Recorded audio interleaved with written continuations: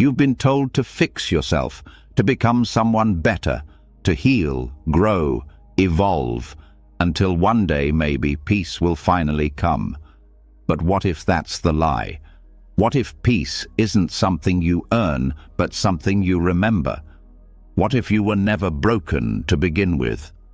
They told you to keep improving, to keep striving, to chase happiness like a finish line.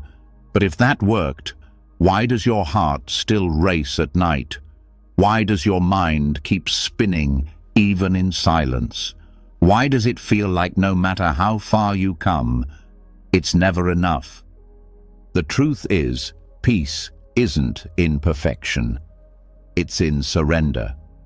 It's in letting go of who you think you have to be. And Buddhism holds the quiet key, the ancient teachings that whisper, "You're already home." For centuries, monks, sages, and seekers have used these truths to calm the mind, soften the heart, and return to the self beneath the noise. No fixing, no chasing, just stillness, clarity, compassion. And tonight, that peace begins for you. As you listen to these teachings, something inside will soften.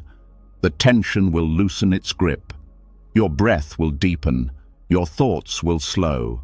You'll feel a stillness. Not because life is perfect, but because you've stopped resisting it. This isn't just another sleep audio. This is a homecoming. Are you ready to come home to yourself? Let's begin. And now, something shifts.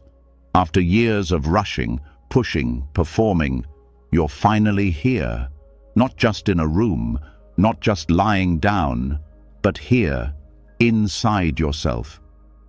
There's a silence you may have forgotten, a place not outside the noise, but beneath it, a space untouched by opinions, untouched by timelines, untouched by shame. And that's where we're going now. Not forward, not back, inward. This is where peace has been waiting. There is a room inside you that does not move when the world shakes. A room that doesn't close when others leave. A room that never demands, never judges, never raises its voice. That room is stillness, and the doorway is passaddhi. Passaddhi is not a word we often hear, but it holds one of the greatest treasures in Buddhist wisdom, inner tranquility. Not the shallow calm of bubble baths and noise-cancelling headphones, but the kind of calm that stays with you even when life breaks your heart. The kind that doesn't fight the storm, but sits beneath it like the ocean beneath the waves. This inner room is not built with effort. It's uncovered through quiet. It doesn't need to be created. It's remembered, because it's always been there. Even when the mind was screaming, even when shame painted the walls of your thoughts, even when life felt like too much and your own mind became a maze, that still room never left. You just stopped visiting. Passaddhi is the gentle return, the practice of remembering how to sit inside yourself without fear, how to rest in your own presence, how to take a breath and not chase it with thought, to be here, fully here, and not feel like something is missing. Most people live outside themselves. Their attention is always somewhere else, scrolling, comparing, regretting, rehearsing. They're not present in their own bodies, let alone their own minds. They live in timelines and headlines and memories.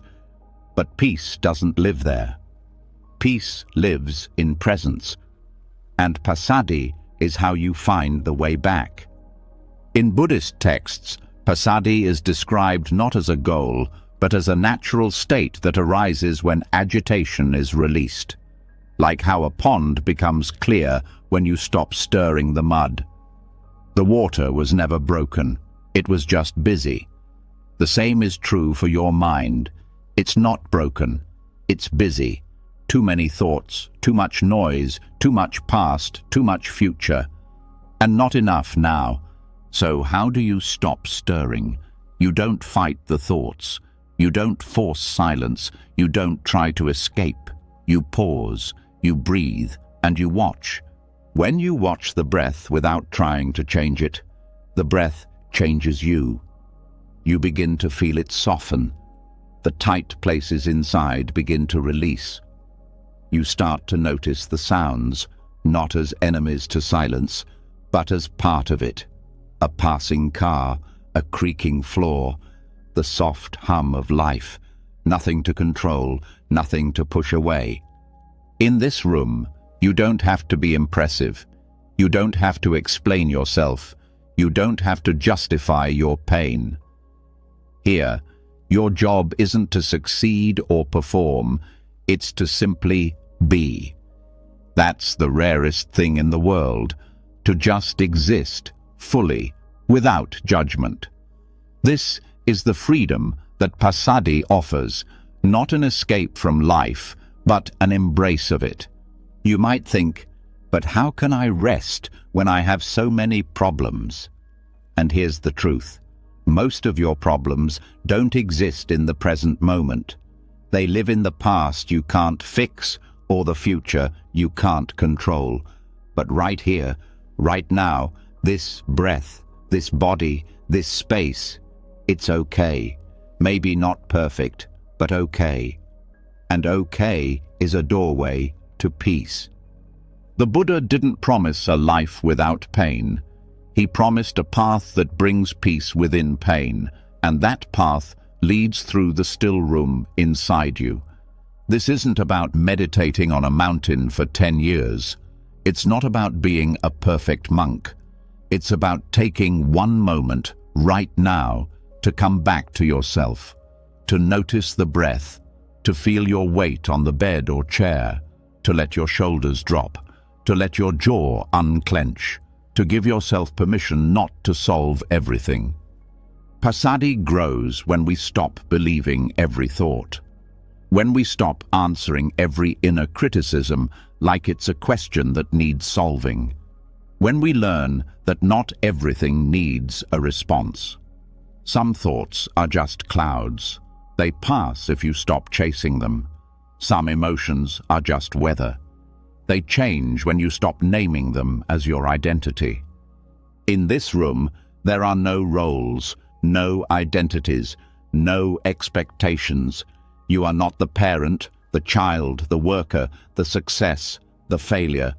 You are just a presence, a quiet witness, noticing. This is why monks smile with nothing, why hermits live with little but radiate contentment. They've made a home in this room. They don't need life to entertain them. They don't need the world to praise them, because they've found the one place the world can't touch. Stillness isn't boring, it's brave. It takes courage to sit with yourself without distraction, to feel everything, to face everything. But that's where the transformation happens, because when you stop avoiding the silence, you start hearing your truth. You'll notice that most people aren't afraid of noise. They're afraid of what they'll feel in its absence. But feelings don't hurt you, resistance does. The more you run, the more they chase. But when you sit down and say, "I see you," they lose their power. The fear softens. The anger dissolves. The loneliness becomes tenderness. And you realize the storm was never against you, it was asking for your attention. Passaddhi isn't a technique. It's a relationship, a deep friendship with stillness. It takes time to trust it, especially if you've spent your life racing, escaping, proving. But the more time you spend in that quiet room, the more it welcomes you, and eventually it becomes your refuge. Not just during meditation, but in traffic, in arguments, in grief, in confusion. You learn how to carry stillness with you like a hidden lamp, quiet, steady. always on. And the best part? No one can take it from you. Not circumstances, not failure, not rejection, because it lives inside you. You built it. You return to it. It is yours. Every tradition has a version of this room. In Christianity, it's the peace that surpasses understanding. In Taoism, it's the still center of the turning wheel. In Buddhism, it's passaddhi, the tranquility that doesn't depend on anything outside of you. And science is catching up. Neuroscientists have found that regular stillness, mindful breathing, body scanning, observing without reacting, rewires the brain. It reduces stress hormones. It increases emotional regulation. It enhances sleep, clarity, and even compassion. Stillness, it turns out, is not passive. It's medicine. But here's the thing. You can't force it. You can only allow it. Peace doesn't come from clenching. It comes from release. So release the need to be somewhere else. Release the pressure to become someone else. Release the guilt that says rest is lazy. Release the stories that say peace is for other people. You are allowed to be here. You are allowed to breathe. You are allowed to rest in the room where nothing needs to be fixed. This isn't about escaping life. It's about stepping so deeply into the present that nothing can shake you. It's about learning that real safety isn't out there, it's in here. And every time you come back to this room, you strengthen the path to it. Every breath, every pause, every moment of silent attention builds the doorway wider. One day, it won't even feel like returning. It will feel like living. So rest here, in the stillness beneath effort. Let it hold you. Let it teach you. Let it change you. Because the world will always call you to rush. But peace waits in the room that never rushes back. Let the breath guide you home. Let passaddhi settle your bones. And let the silence become your sanctuary. This is where your real life begins, not in the noise, but in the quiet room inside. Let's stay here a little longer, just breathing, just being, just home. But even inside the quiet room, there's something else. A presence that whispers just loud enough to be heard. A face that won't stop appearing. A version of the self that follows like a shadow. It doesn't scream. It criticizes. It doesn't shout. It judges. And while the room is silent, this inner voice keeps the war alive. A war with the mirror. A war with the idea of who you think you're supposed to be. That's where we go next. There's a quiet violence that lives in self-image. It looks harmless. Just a glance. Just a thought. Just a feeling about the reflection in glass or the idea in the mind. But it carves deeper than most words spoken out loud. And the most painful part? It's internal. No one else sees it. No one else hears it. But it never stops. That ongoing argument between who you are and who you think you should be. And it's exhausting. Because even when everything seems fine on the outside, career, family, health, there's still a pressure behind the eyes, a tension in the jaw, a discomfort that never quite leaves. As if life keeps asking you to be someone more, someone different, someone better. But what if that pressure isn't coming from life at all? What if it's coming from a belief that was never yours to begin with?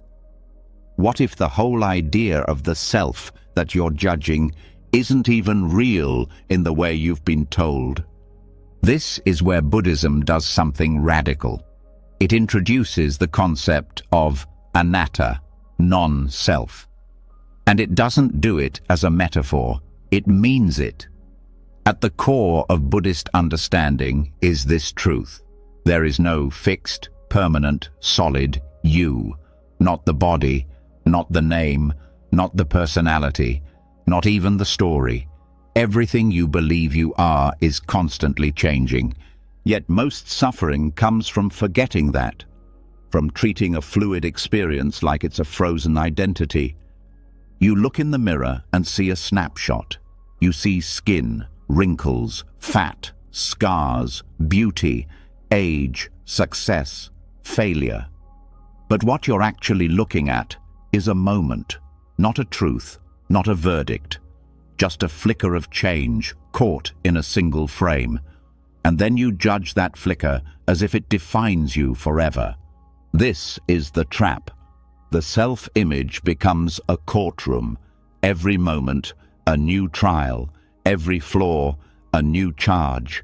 And no matter how many compliments you get or how much progress you make, there's still a jury in your head waiting to find you guilty again.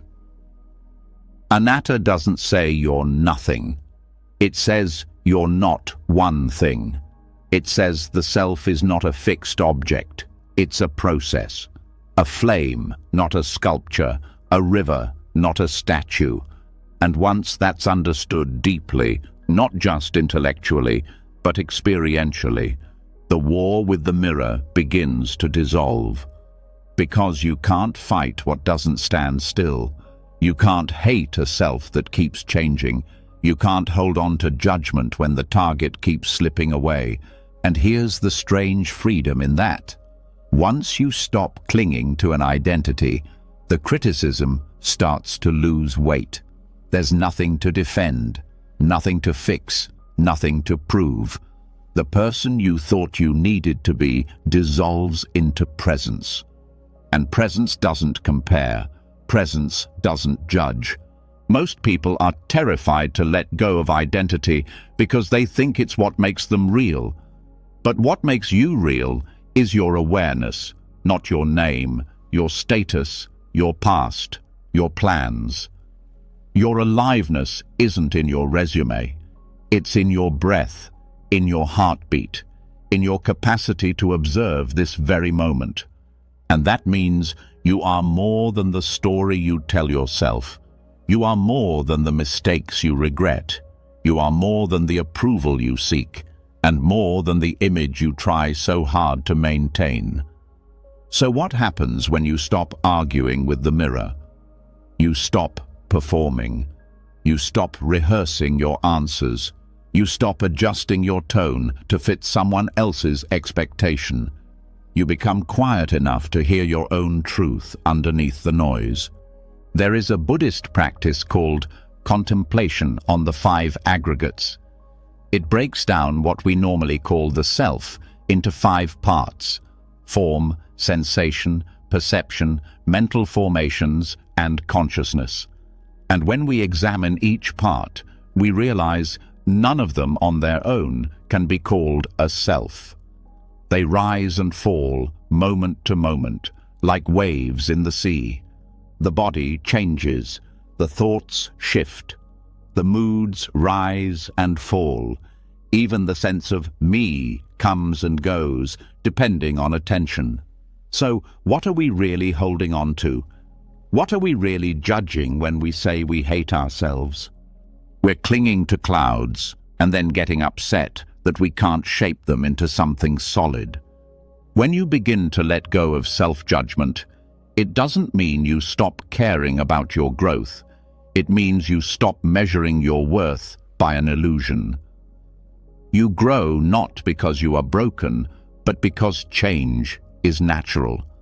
You evolve not to become someone else, but to live more freely as no one in particular. And yes, that can be disorienting at first. If you've spent your life building an identity, tearing it down sounds scary. But what you find beneath that structure is not a void. It's space, openness, peace. The self is a useful tool, but a terrible master. It can help navigate the world, but it was never meant to define your essence. The Buddha didn't ask us to erase our names or personalities. He asked us not to cling to them, to see them like clothes, worn, used, appreciated, but never mistaken for who we are. So next time you look in the mirror, soften your gaze. Don't search for flaws to correct. Don't look for signs of success or failure. Just see what's there, without narrative, without measurement. Just this face, just this presence, just this moment. Because underneath all your versions is the quiet awareness that's never changed. The one that saw your first heartbreak and didn't run. The one that stayed through every mistake. The one that's still here now, watching, listening, breathing. That awareness isn't judging you, it's holding you, and it knows you don't need to be anything more. So let the mirror be just a mirror. Let the thoughts be just thoughts. Let the stories fall away. And let yourself be, without needing to explain why. Because peace doesn't come from fixing the reflection. It comes from realizing you're not the image at all. You're the stillness behind it. And once you stop arguing with the mirror, once the noise of who you think you are starts to quiet, what's left isn't silence. It's memory. Not just images, but echoes. Echoes of choices. Echoes of words you regret. Echoes of moments you wish you could rewrite. And even if you've softened toward your reflection, there's still a voice that whispers, "But what about what you did?" That's the next layer. The one that doesn't attack your face, but your past. And the only way to move through it is with something far stronger than shame. It's time to talk about compassion, not in theory, not as a sweet idea, but as a force. Karuna, the kind that doesn't just feel sorry, it transforms. The kind that doesn't pity the past, it frees it. Guilt is sticky. It wraps around decisions and doesn't let them go. Even after growth, even after change, even after years. There's a part of the mind that clings to old versions of the self like they're still standing in the room. And even though that version doesn't exist anymore, it keeps replaying like a loop, a mistake, a word, a look, a moment where you didn't know better. And now that you do, you punish yourself for the time you didn't. But this is where the Buddhist teaching of Karuna enters. Compassion, not just as kindness toward others, but as healing toward yourself. Compassion that says, you didn't fail, you learned. That doesn't excuse harm, but holds it in the light of human frailty. That remembers no one wakes up trying to hurt themselves or others. That people do what they can from the place they're in, and sometimes the place they were in was confusion, pain, or survival. Forgiveness isn't forgetting. Forgiveness is telling the truth without building a cage around it. It's seeing clearly that the person who made that choice was trying to cope, trying to feel safe, trying to belong, trying to matter. Maybe they failed. Maybe they caused pain, but they weren't evil. They were lost. And now you can choose to stop punishing the ghost of who you used to be. Karuna sees the full picture. It sees the wounded child underneath the reaction, the abandoned teenager underneath the anger, the stressed-out adult underneath the avoidance. It sees the deeper layers that most people ignore, and it replaces blame with understanding. Not so you can deny what happened, but so you can release the chain tied to it. In Buddhist practice, compassion isn't passive, it's powerful. It says, I see your suffering and I won't turn away. And when you turn that gaze inward, something incredible happens. You begin to see not just what you did, but what you were missing. You see the emotional hunger, the confusion, the fear, and you realize you weren't evil, you were unconscious. And consciousness now gives you the power to stop repeating the punishment. The mind loves to re-sentence itself. It loves to say, "You should have known better." But knowing better only comes from not knowing first. Growth is a process.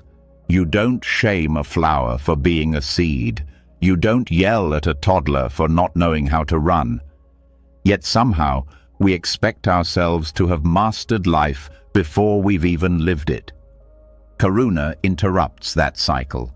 It says, the moment you realized you were wrong was the moment you became new.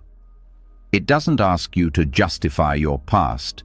It asks you to hold it, to meet it with warmth instead of a whip, to touch it like a wound, not a weapon. And if part of you resists, if part of you says, "But I don't deserve forgiveness," that's where the deepest work is. Because what you're really saying is, "I don't believe I'm allowed to be free." And that belief is not humility. It's a hidden form of self-hate.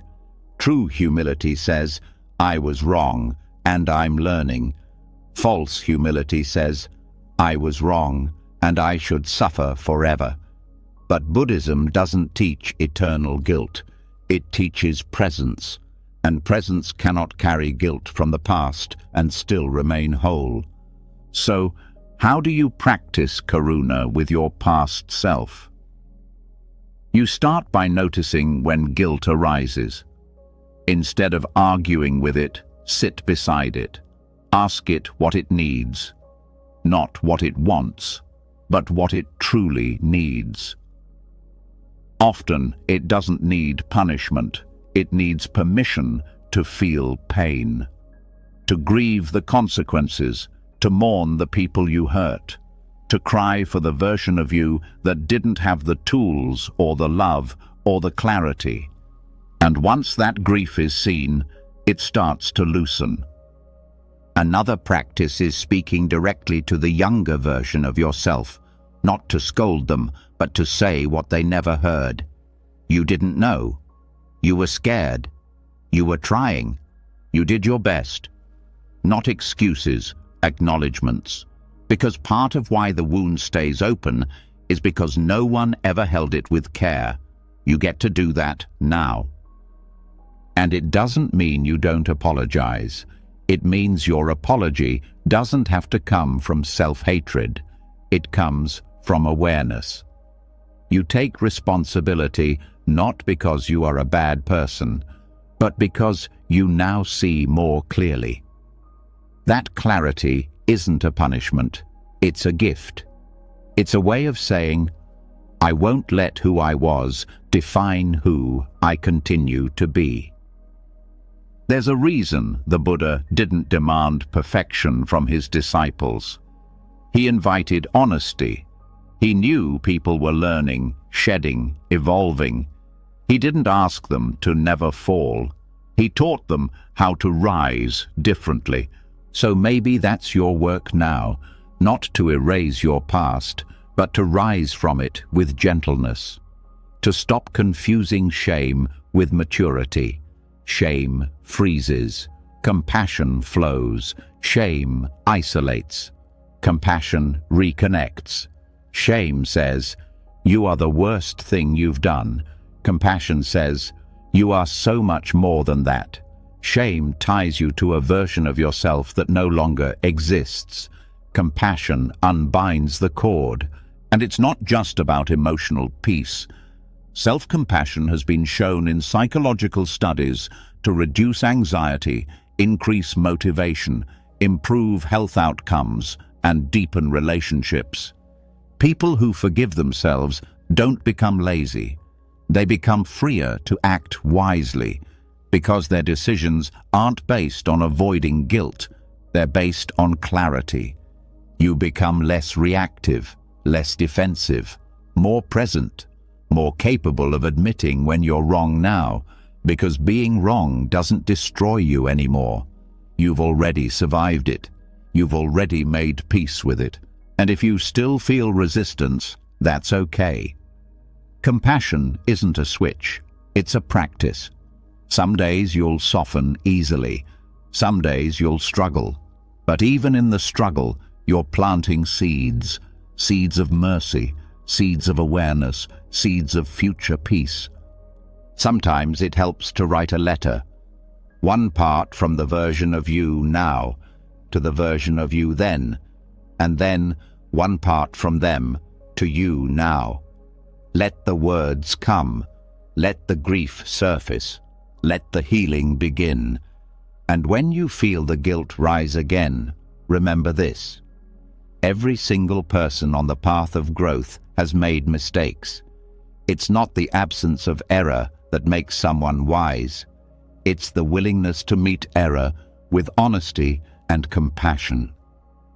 Karuna isn't soft in the weak sense. It's soft like water, able to cut through stone. It doesn't excuse behavior.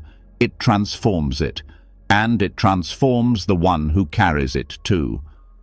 So yes, you hurt people. You disappointed yourself. You betrayed your own values, and now you see it. That seeing is the turning point. That seeing is the doorway. That seeing is the beginning of real peace. Because there's no peace without forgiveness. And there's no real forgiveness without self-compassion, not just for who you are now, but for who you were when you didn't know better. Let that version of you go. Let them rest. Thank them for surviving. Thank them for doing what they could, and then carry forward with love. Not because you've earned it, but because you finally understand that love was never about earning. It was about seeing. And once you forgive the version of yourself that didn't know better, you begin to notice something deeper. The past isn't the only thing that left marks. Life itself has left cracks in your thoughts, in your body, in your habits, in your story, and maybe for the first time, you're not trying to cover them. You're just noticing. And that noticing brings you to the next truth, that the parts of you that feel broken might be the very places where the light enters. There's an old Zen story about a cracked bowl. The story is simple, but it holds a truth that shifts everything. A monk carried a bowl that had a small crack down one side. For years, he thought about replacing it. It leaked slightly when filled with water. It didn't match the other monk's perfect bowls. But one day, he noticed something strange. When he left the bowl by the window, the morning light passed through the crack in a way that made the entire surface shimmer, a small fracture revealing a hidden brilliance. From that day forward, the monk stopped trying to replace it. He treated the crack not as a flaw, but as part of the story, a doorway for light, a proof of life. This parable reveals something Buddhism has always known. There is no peace without embracing imperfection. The concept of anicca, impermanence, is not just about letting go of what ends. It's about recognizing that everything changes, everything shifts, everything breaks, and that's not a problem. That's the pattern. Flaws are not deviations from life. They are the evidence of life. They are where growth happened. They are where suffering cracked something open. They are the shape that pain leaves behind when it moves through you. But instead of seeing those marks as sacred, most people see them as shame. They try to hide the crack, cover the scar, smooth the story, present a version of themselves untouched by weather, untouched by time, untouched by reality. But perfection is the enemy of peace, because peace is only real when it includes the whole picture. Not just the polished surface, but the scratched, chipped, dented, and softened core underneath. The part that wasn't protected, the part that wasn't spared, the part that still shows up anyway. We spend so much of life trying to patch ourselves, trying to sand down our rough edges, trying to match some invisible standard of what it means to be worthy. And in the process, we miss the truth that the most powerful people we know, the ones who move us, comfort us, inspire us, are not perfect. They're real. They've bled, they've cracked, they've fallen and stood back up. In Buddhist teaching, there is a reverence for the raw, for what's weathered, for what's incomplete. Not as a problem to fix, but as a place to rest. This is not an aesthetic choice. It's a spiritual one. Because when you embrace imperfection, you embrace reality. You stop demanding that the world match your expectations, and in that surrender, peace becomes possible. Anicca teaches that everything is always becoming something else, and that includes you. You are not meant to stay flawless. You are meant to change. You are meant to age, to bruise, to outgrow versions of yourself, to let go of dreams that no longer fit, to accept that things fall apart not because you failed, but because they were meant to evolve. This understanding changes how you relate to your flaws. You stop seeing them as stains. You start seeing them as maps. Each mark points to a moment, a lesson, a love lost, a mistake made, a risk taken, a period of healing, a season of survival. Without those moments, you wouldn't be here. Without those moments, you wouldn't be you. When you walk into a temple in many Buddhist cultures, you'll often find statues that are chipped, worn, faded. No one polishes them to look new, because the wear is part of their power. They carry the energy of time, of devotion, of endurance. They teach without words. This is what remains when everything else fades. You are that too. You carry the story of time, not just the shiny moments, but the days that stretched forever, the nights that broke you, the mornings you didn't think you'd rise from. You carry those quietly, and maybe no one notices, but the light does. The light always finds the opening. The cracked bowl isn't beautiful because it hides the crack. It's beautiful because it lets the crack be seen, because it doesn't apologize for the fracture, because it turns that fracture into a prism. This is the invitation, to stop fixing and start witnessing, to notice where your wounds became wisdom, to honor the parts of you that kept going even when they weren't okay. Peace comes when you stop trying to get over things and instead bow to them, not in defeat, but in reverence. This hurt me, and I am still here. That is sacred. That is strength. That is the beauty no one can sell you or give you. It only comes from being fully alive. And in this awareness, comparison fades. Because when you see your own cracks as gold, you stop envying the polished surface of others. You stop chasing their version of beauty. You start trusting your own texture, your own tempo, your own timeline. This isn't about glorifying pain.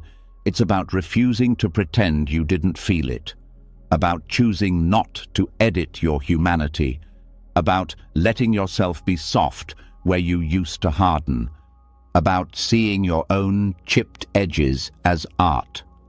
In Japanese culture, there's a practice called kintsugi, repairing broken pottery with gold. The break becomes the most precious part. That's not just a metaphor, it's a spiritual truth. What's broken and lovingly healed becomes more valuable than what never broke at all. This is what happens when you stop hiding, when you stop trying to earn peace by being flawless, when you let the cracks be seen. The gold appears, not from outside, but from within. Anicca reminds you that nothing stays, not the pain, not the judgment, not the fear, not even the self. Everything changes. That means you are free, free to stop clutching perfection, free to start appreciating process, free to stop holding your breath and start living with it. Because once you accept that nothing is permanent, you stop wasting energy trying to hold things in place. You let people go. You let expectations fade. You let mistakes rest. You let peace rise, not because everything is clean, but because everything is real. The cracked bowl becomes not just a symbol, but a practice, a reminder to carry your life the same way, with care, with openness, with the understanding that it's okay to hold something that leaks a little. It's okay to love something that's been dropped. It's okay to keep something sacred, even when it no longer fits someone else's idea of whole. And maybe you start treating others the same way, with gentleness for their rough edges, with reverence for their history, with love that doesn't ask them to be smooth in order to be worthy. When you live this way, the world softens, judgment thins, compassion deepens, presence expands, and your energy returns, not to fixing, but to living. Let go of the illusion of flawless. Hold the truth of transformation. The bowl cracked because it was used, because it served, because it lived. So did you. You don't need to be repaired. You need to be recognized. Let the light come through. Let it reach every corner. Let it show you that the place you once hid is where peace has been waiting all along. So you've stopped hiding the cracks.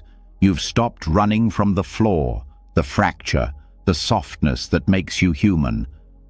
But now another illusion shows up, a quieter one. It doesn't shame you. It seduces you. It speaks the language of healing. It promises peace. If only you could finally put yourself back together. It sounds helpful, wise even, but underneath, it's just another chase, another belief that who you are is still not enough, that your soul is a puzzle missing its final piece, that you must integrate, fix, combine, align, until the inner chaos finally goes quiet. But what if that's just another trap? Because the idea of self-integration, the popular Western pursuit of becoming whole, can quickly turn into a pressure to perfect the inner world. A soft tyranny that says, you're not allowed to rest until you've figured yourself out. It puts your identity on a shelf, then demands you rearrange it until it looks symmetrical. And every time something new arises, a habit, an emotion, a contradiction, you think, I have to make sense of this now too. This is where Buddhism offers a completely different direction. It doesn't say, collect yourself. It says, release yourself. Not because you're broken, but because you're not an object. You're not a collection of traits to be catalogued. You're not a story to be completed. You're not even a consistent character. You're a field of awareness, a process, an unfolding, and the need to constantly define and organize yourself is the very thing keeping you from peace. The more you chase wholeness, the more fragmented you feel. Because true inner calm doesn't come from assembling the self like a Lego set. It comes from letting go of the idea that there ever was or should be a perfect configuration of who you are. The more you try to become someone coherent, the more exhausted you get when life asks you to be flexible, fluid, or simply present. In Buddhist psychology, there's no fixed self to organize. There are just aggregates, experiences, tendencies, consciousness passing through conditions.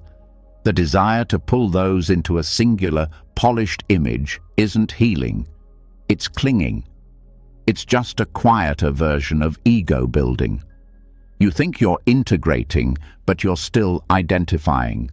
You're still constructing a version of me that feels safe. And safety, in this case, is based on consistency, not truth. But the truth isn't consistent. The truth is wild. You are compassionate and reactive, wise and forgetful, peaceful 1 hour, overwhelmed the next. One moment you're grounded, the next you're tangled in thoughts. That's not a failure of integration.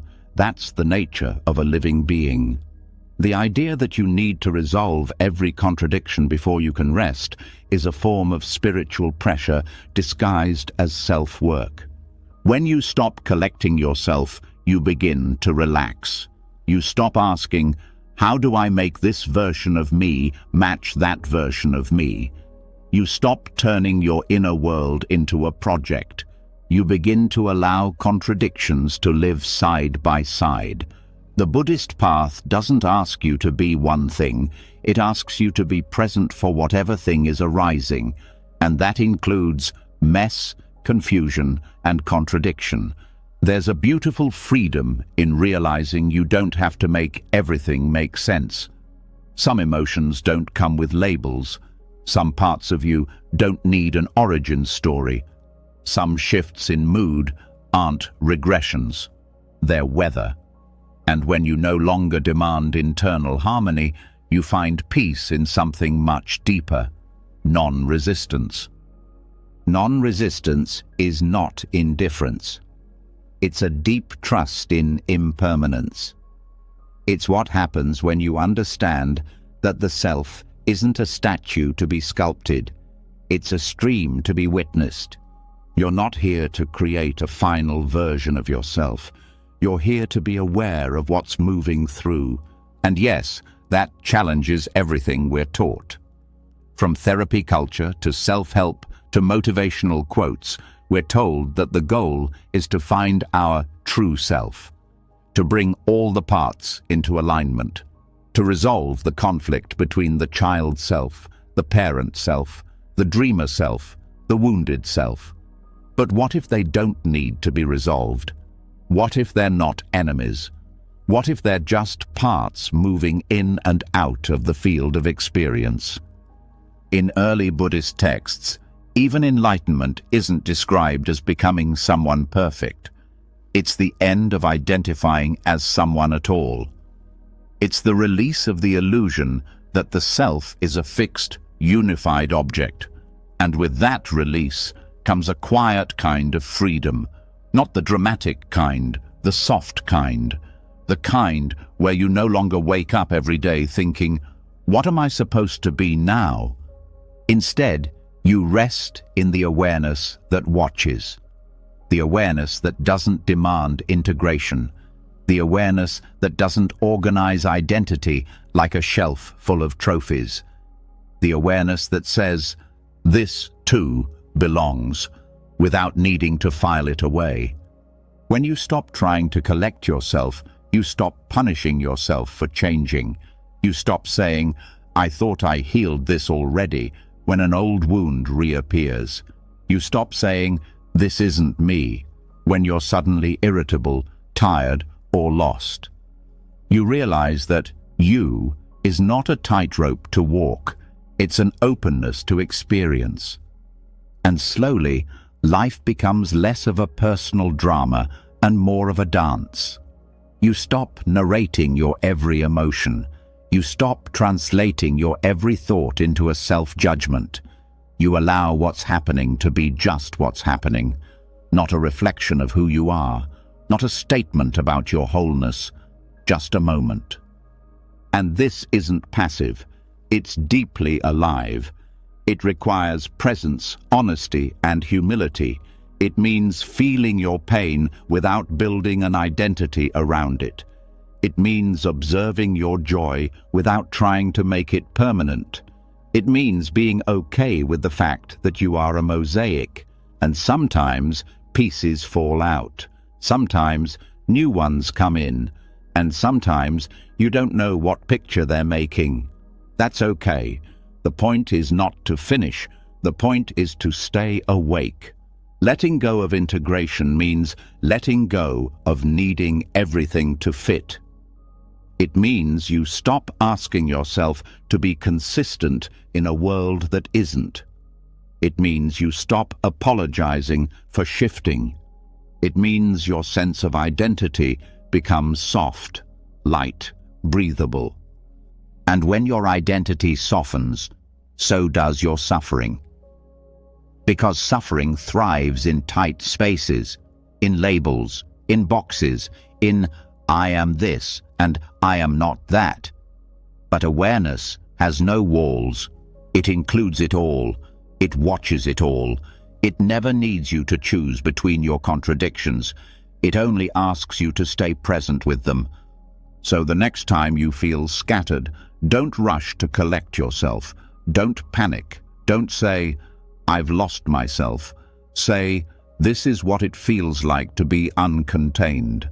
Say, this is what it feels like to be alive without borders. Say, this is what it feels like to let go of the project. Because you were never supposed to be a project. You were never supposed to be a finished product. You are awareness in motion, consciousness touching experience, spirit moving through time. And peace is not at the end of self-assembly. It's already here, underneath the need to assemble anything. So, breathe. Let the pieces be where they are. Let the questions stay open. Let the identity be porous. You don't need to get it all together. You just need to stop gripping what's falling apart. Not to abandon it, but to stop thinking it defines you. This is how Buddhism unhooks you from the pressure to make your inner world pretty. It doesn't offer integration. It offers intimacy with what is, as it is, without trying to edit the experience into something neater. The pieces don't need to come together. They need to be seen. That's where peace begins. That's where you stop collecting yourself and start returning to what's always been whole, the awareness that holds it all. And once you stop collecting yourself, something strange happens. You don't fall apart. You don't disappear. You don't become someone unrecognizable. Instead, for the first time, you breathe without trying to fit the breath into a plan. You wake up without rehearsing who you need to be. But just as that peace starts to rise, another voice shows up. Softer than shame, quieter than self-doubt. It whispers in the background, "You're not done." The mind shifts its obsession from identity to improvement, from integration to fixing. The pressure doesn't vanish. It just puts on new clothes. And now, instead of trying to become someone whole, you're trying to become someone better, constantly. That's where we go next. Self-improvement sounds innocent, encouraging even, but for many, it becomes a quiet form of war. A war dressed as wisdom. A lifelong campaign to polish the parts of yourself that someone once said weren't good enough. It starts with motivation, but ends with exhaustion. And the worst part is that it never feels finished. There's always something more to heal, something new to optimize, something else to unlock. The target keeps moving and the heart keeps chasing, all in the name of growth. But Buddhism offers a radical pause, not against growth, but against the suffering that often hides inside it. At the heart of the Buddha's path is the middle way, not too tight, not too loose. Not indulgence, not denial, not apathy, not obsession. And this middle path is not just about lifestyle, it's about mindset. It's the antidote to extremes, including the subtle one that says you must constantly be working on yourself to be worthy. The idea that you are a problem to solve is one of the deepest forms of conditioning. It gets into everything. It turns your quiet moments into goals. It makes rest feel like failure. It transforms meditation into a performance. It takes your basic human experience and layers it with judgment. Suddenly, sadness isn't just sadness. It's something you shouldn't still feel. Anxiety isn't just energy. It's something you should have healed by now. And before you know it, your inner world becomes another job, another to-do list, another thing to manage. The middle way says, stop. Just stop. Breathe here. Feel this. Without needing to label it as progress or setback. Without trying to extract a lesson. Without turning your life into a never-ending project. Because when you're always trying to fix yourself, you forget how to be yourself. You miss the presence that was already here, the one that never needed fixing, only noticing. This doesn't mean you never change. It means the change no longer comes from pressure. It comes from peace, from clarity, from natural unfolding, like a flower opening with the season, not forced open by hands trying to hurry spring. When you let go of the urgency to improve, something deeper begins to move. Not improvement, but understanding. Not enhancement, but release. Because the obsession with fixing yourself is often rooted in a quiet belief that you're unacceptable as you are. That some feeling, trait, or tendency makes you unworthy of rest. But Buddhism doesn't teach that peace comes after you're done working on yourself. It teaches that peace is already available right now beneath the story of who you think you need to become. When you look at the Buddha's life, you don't see a man obsessed with becoming better. You see someone who sat beneath a tree, not to achieve, but to stop seeking. Enlightenment wasn't a reward. It was the absence of grasping, the moment he realized that nothing needed to be added. That truth was already present, waiting to be seen, not earned. This is the peace beyond improvement. The state where you stop negotiating with yourself. Where you stop saying, "I'll love myself when," and instead begin to rest in the love that doesn't ask for conditions, that doesn't depend on your discipline or consistency or insight, a love that just is. Letting go of the fix-yourself urge doesn't mean you stay stuck. It means your movement becomes natural, like waves returning to the shore, like breath returning to the lungs. Growth still happens, but it's not forced. It's not driven by self-rejection. It rises from stillness, not from struggle, and that stillness has room for everything, for the parts of you that still feel lost, for the habits that still show up, for the stories that sometimes return. Stillness doesn't resist them. It watches, it holds, and in that holding, change happens, not because it has to, but because it wants to. Because when you stop squeezing life, it starts to move. The middle way invites you to notice how often your pursuit of peace creates tension, how often your search for clarity adds confusion, how often your effort to be calm becomes a new kind of noise. And when you notice that, you're free to stop, not forever, just for now, just long enough to see that the moment doesn't need anything added to be complete. This moment isn't incomplete because you haven't improved enough. It's complete because it's real. It's complete because it's here. And your task is not to fix it. It's to meet it just as it is. The more you chase becoming better, the more you move away from the awareness that has always been whole. This awareness doesn't measure. It doesn't compare. It doesn't evaluate how spiritual your thoughts are. It just observes, with clarity, with simplicity, with compassion. The urge to improve often disguises a fear of being seen, of being judged, of being left behind. But awareness doesn't leave, it doesn't shame, it doesn't hurry. And when you rest in it, you begin to feel something strange and unfamiliar. Enoughness. Not as a thought, but as a state, as a body feeling, as a breath that doesn't rush. Enoughness doesn't mean you're done. It means you don't need to become someone else to begin. You don't need to heal everything to feel peace. You don't need to be finished to be worthy of love. The middle way shows you that you don't have to go to either extreme, fixing everything or avoiding everything. You can simply be here, living gently. And when you stop trying to constantly improve, something else returns, joy.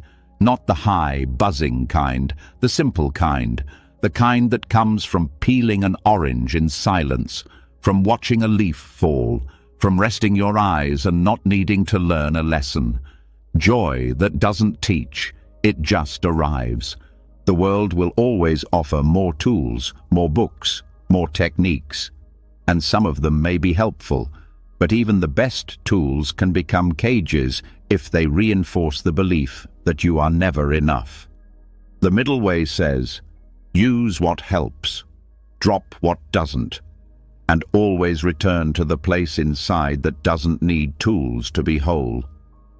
This is the shift from building the perfect self to noticing the perfect presence that was already here, from effort to ease, from fixing to feeling, from climbing to resting. So if today you feel unfinished, messy, undone, good. That means you're alive. That means you're in motion. That means you're part of the natural rhythm of things. The only thing you have to do now is stop fighting that. Let the moment be as it is. Let yourself be as you are. The rest will come. And once you stop trying to fix yourself, something unexpected rises. Quiet. Not relief exactly, but stillness. Not numbness, but a kind of pause so deep it feels like the first breath after years underwater. And in that stillness, something else surfaces. Not a thought, not a goal, a presence. Younger, fragile, waiting. The part of you that was hurt before you had words. The version of you that didn't need answers, just to be held. And suddenly, all the explanations in the world feel too loud, because what this part needs is silence. Not the absence of sound, but the kind of silence that says, I'm here now. The kind that heals without speaking. The kind that touches without hands. That's where we're going now. Sometimes the deepest pain doesn't come from what happened. It comes from how long it was ignored, from how often it was minimized, rushed, explained away.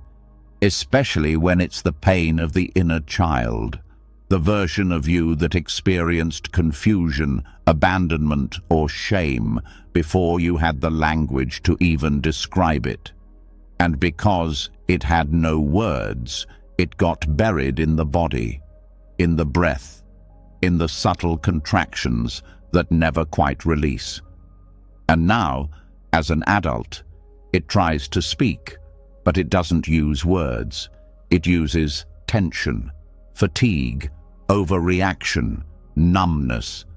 And every time we try to fix it with language, it retreats further into silence. But here's the paradox. The silence it retreats into is also the silence that heals it. Not the cold kind, Not the ignoring kind, the noble kind. The kind that Buddhist practice calls noble silence, a sacred, living presence that asks nothing and listens to everything. Noble silence isn't emptiness, it's attention without interruption. It's the quality of being with something without changing it, without trying to improve it, without trying to explain it away. It's the pause that lets old wounds breathe without being dissected. It's the absence of inner commentary that creates room for safety to return. This kind of silence doesn't look like doing. It looks like being. Being with your own history. Being with the part of you that never got closure. Not by giving it more stories, but by giving it presence. When you stop talking to your pain and simply sit beside it, something profound happens. The inner child doesn't need to be convinced that everything is okay. It just needs to feel that it's not alone anymore. Words often try to fix. Silence just stays. And sometimes the deepest apology isn't "I'm sorry" on repeat. It's "I'm here" with no conditions. It's a breath that doesn't rush to the next thought. It's a pause that doesn't need to be filled. In Buddhist retreats, noble silence is more than quiet. It's a container, a holding space, a way of practicing truth without talking about it. It's where healing happens, not because someone said the right thing, but because nothing needed to be said at all. The silence became safe. The space became enough. This is the kind of silence the inner child understands, because it's the language they spoke all along. Before sentences, before explanations, before you learned to pretend. That young part doesn't want your insights. It wants your stillness. It wants your calm breath, your grounded heart, your unhurried presence. And here's the thing. You don't have to go back and relive everything. You don't need to uncover every moment of childhood pain to heal it. You just need to stop running from the discomfort. Stop filling every quiet space with analysis. Stop trying to win the war with words. There is no argument to win. There is only presence to offer. You become the adult that part of you always needed, not by saying the perfect thing, but by refusing to turn away. You stop performing healing and start living it. And slowly, the nervous system starts to settle. The body starts to soften. The breath deepens without effort. Because when you stop attacking your past with improvement plans, it begins to trust you again. The inner child begins to believe that this time, finally, it's safe to come forward. It doesn't mean you forget. It means you stop arguing with what already happened. You stop needing to rewrite the story. You just sit in the ruins with open hands and say nothing, because nothing is needed. Silence also teaches patience. It shows you that you don't have to rush toward resolution, that sometimes the pain doesn't want to be solved, it wants to be seen, not watched with judgment, seen with soft eyes, the kind of seeing that says, "You don't have to change to be worthy of my attention." When you practice noble silence, you don't abandon your pain. You anchor beside it. You let it breathe. You let it cry without comment. You let it feel without interference. You hold the brokenness like a sleeping child, not to wake it, not to fix it, but to protect the space it takes up. And that holding is the apology, the one the inner child never received, the one that says, "I won't leave you this time." That's what heals, not insight, not strategies, but presence that doesn't flinch. And maybe for the first time, the child inside doesn't feel like a problem, doesn't feel like a burden, doesn't feel like something you need to grow out of. It becomes part of the wholeness, not because it was explained, but because it was loved without question. In Buddhist teachings, compassion isn't just a warm feeling, it's the action of staying, of remaining steady in the face of suffering, even your own, especially your own. And silence is one of the most compassionate actions you can offer yourself, because it refuses to fix, it refuses to run, it refuses to hide behind noise. This silence is not empty. It's sacred. It holds space for things words will never reach, for grief that never found its name, for fears that never found safety, for hopes that never found a voice. And in this sacred space, time begins to stretch. Old wounds lose urgency. The body finds rest. This is not a one-time event. It's a return, over and over again, returning to the silence beneath the inner dialogue, returning to the breath when thoughts become too loud, returning to presence when pain resurfaces, not to remove it, but to remain with it. And the more often you return, the more the inner child learns that healing isn't a performance. It's a posture, a choice to stay, a choice to breathe through the discomfort, a choice to listen with no goal. That's where real transformation begins. When nothing is being added and nothing is being solved, just a soft, stable presence in the middle of what once felt unbearable. You don't need to speak over your wounds. You don't need to narrate your healing. You just need to stay with what arises, without judgment, without story. That's the silence that becomes the apology. That's the stillness that becomes the home. And once you've sat in silence with your pain, without trying to change it, something softer begins to open. A kind of inner permission. You stop bracing against yourself. You stop flinching at your own emotions. You no longer run. But just because you're no longer running doesn't mean you've fully turned around. There's one more step, one that almost no one takes, one that feels unnatural at first. To not just sit with the parts of yourself you used to reject, but to bow to them. To meet your shadows, not with resistance, but with reverence. That's where we're headed now.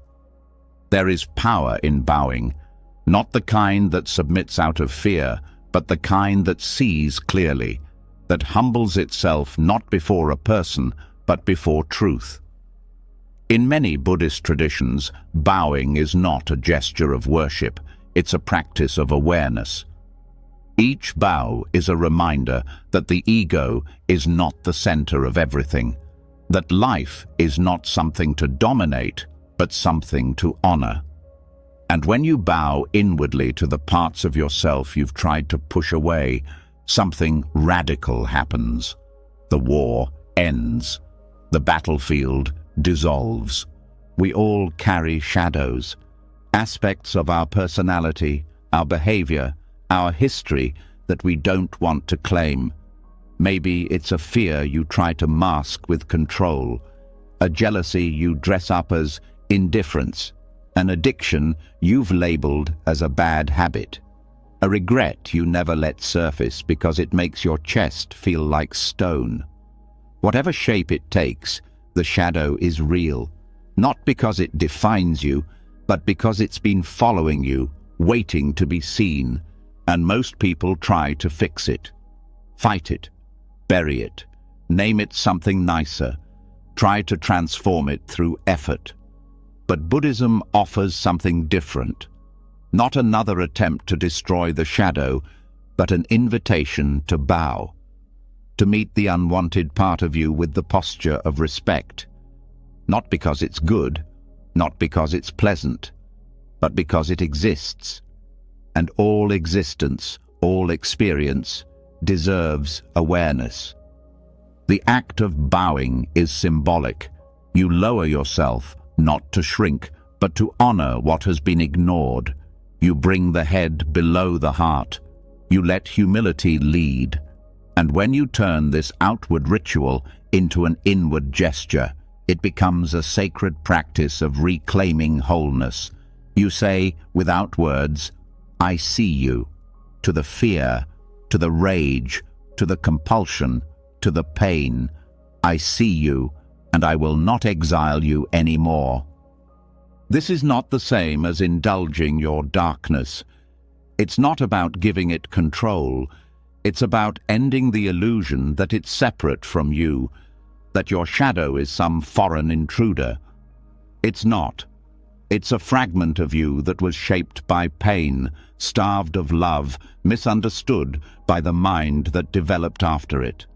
And when you bow, you create a bridge between what is known and what has been hidden, between who you are and what you've avoided. To ritualize this bowing is to turn healing into a form, not abstract forgiveness, but embodied acknowledgement. You can literally bow in meditation, in a quiet room, on the floor, knees folded, hands to heart or ground. Or you can bow internally as an energetic movement of humility. You can breathe into the part of you you once disowned, and with each exhale, release judgment. Not in theory, in action. And in that moment, something softens. The fear becomes less sharp.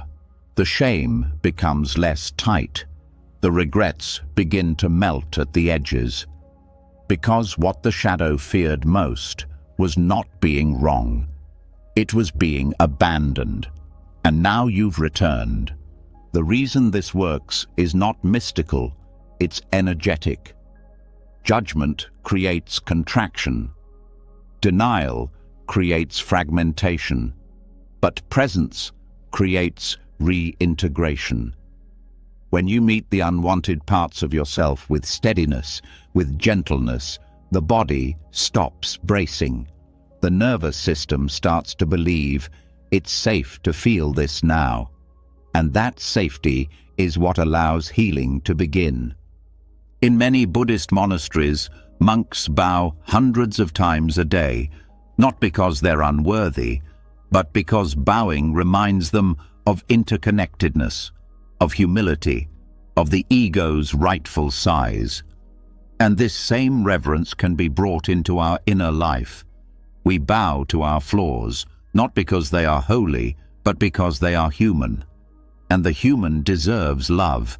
The parts of you you don't want to look at are not dangerous. What makes them dangerous is being left in the dark. What gives them power is your resistance. When you turn toward them, not with more analysis, but with a ritual of attention, they begin to soften. They stop needing to control you, because they've been seen. You can bow to your fear, not to agree with it, but to acknowledge it's there for a reason. You can bow to your habits, not to let them run your life, but to understand that they formed to protect you. You can bow to your regret, not to drown in it, but to honor the version of you that didn't know a better way. This practice is not fast, it's not flashy, but it is profound. Over time, it transforms how you see yourself. You stop dividing into good and bad. You stop trying to amputate the parts that feel ugly. You begin to understand that real peace comes not from purity, but from wholeness. And wholeness is not a feeling, it's a relationship with all that you are, even the impulses, even the memories, even the emotions that show up at the worst times. They all belong, not because they're convenient, but because they are real. You may think you need to change to be worthy of your own love, but the truth is, you only need to bow. You only need to return. You only need to stop treating the darker parts of yourself like strangers. They're not here to ruin you. They're here to be met, to be held, to be freed from exile. In this way, bowing becomes a liberation, not a loss of dignity, but the discovery of it. Dignity in seeing yourself clearly, in holding your own suffering like a sacred object, in refusing to split your soul into acceptable and unacceptable parts. And slowly, your inner world becomes quieter, not because the shadows are gone, but because they're no longer banging on locked doors. You opened them. You welcomed them in. You offered tea instead of chains. There is no peace without this gesture. You can meditate for years, read every book, perfect every ritual. But if you're still running from the parts of you that ache, you'll never feel whole. You'll always be performing. This is the freedom that comes when you bow. You stop performing. You start participating. You start showing up as the whole, messy, holy, imperfect miracle that you are. And in that showing up, you reclaim every fragment. You say to each one, "You're part of the story," and that is enough. And once you've bowed to your shadows, once you've stopped treating them like enemies and started honoring them as messengers, something else begins to stir. Not fear, not shame, but spaciousness. Because now you're no longer at war with what lives inside you. You've stopped trying to exile parts of yourself and instead welcomed them home. But even as the inner world softens, there's one more confusion that quietly lingers, a deeper layer. The belief that what you feel is what you are, that the storm inside you means something about you, that a dark moment makes a dark identity, that a bad thought makes a bad self. This illusion is subtle, but it's powerful, and now it's time to break it. Let's go there. There are moments when the mind is loud, thoughts race, emotions tighten, stories loop in circles. You feel stuck, flooded, heavy, and almost instantly the identification happens. I'm anxious. I'm failing. I'm broken again. The language is quick. It moves faster than breath, but beneath it is a misunderstanding. The idea that just because a storm is passing through you, it means the storm is you. Vipassana, the Buddhist practice of clear seeing, offers a different view. It teaches that thoughts and feelings are not your identity. They are passing events in consciousness. Weather, not architecture. Wind, not structure. And just like you don't become the rain when it falls, you don't become your anxiety when it arises. You are not the storm. You are the sky it moves through. This insight sounds simple, but living it changes everything. Because when you believe you are your inner turmoil, you suffer twice. First, from the emotion itself. Then, from the story that says the emotion defines you. Vipassana invites you to end that second layer of suffering. It doesn't ask you to suppress your experience. It asks you to see it as it is, without merging into it. This practice is not about escaping pain. It's about witnessing it with enough clarity that you stop drowning in it. When sadness arises, instead of saying, "I am sad," you notice, sadness is present. When anger flares, instead of, "I am angry," you observe, anger is moving through. That tiny shift in language reflects a massive shift in consciousness. You are not the wave. You are the awareness watching it rise and fall. Vipassana trains you to observe your experience without judgment, without clinging, without rejection. You begin by focusing on the breath, not to change it, but to learn how to pay attention. The breath is always here, always neutral. And when the mind wanders, as it will, you don't scold it. You bring it back, gently, again and again. This builds the muscle of witnessing. Then you apply that same attention to sensations. Maybe there's tension in the chest, tightness in the jaw, heat in the stomach. Instead of labeling or fixing, you observe. You notice where it begins, how it pulses, how it fades. You stay close without getting pulled in. This is how you start to see. Everything that arises passes. No emotion is permanent, no thought is solid. They all come and go like clouds in an open sky. And as your practice deepens, you realize something else. The storms aren't random, they're conditioned. They arise from past experiences, from habits, from mental patterns that were formed through repetition. But just because they were conditioned doesn't mean they're permanent. And just because they're loud doesn't mean they're true. Vipassana gives you distance, but not the kind that disconnects, the kind that liberates. Because when you stop fusing with your thoughts, you start seeing them for what they are, mental events, not facts, not threats, just ripples of energy that will pass if left alone. You also start to notice how quickly the mind tries to build stories. One uncomfortable emotion, and suddenly there's a narrative. I'll never be okay.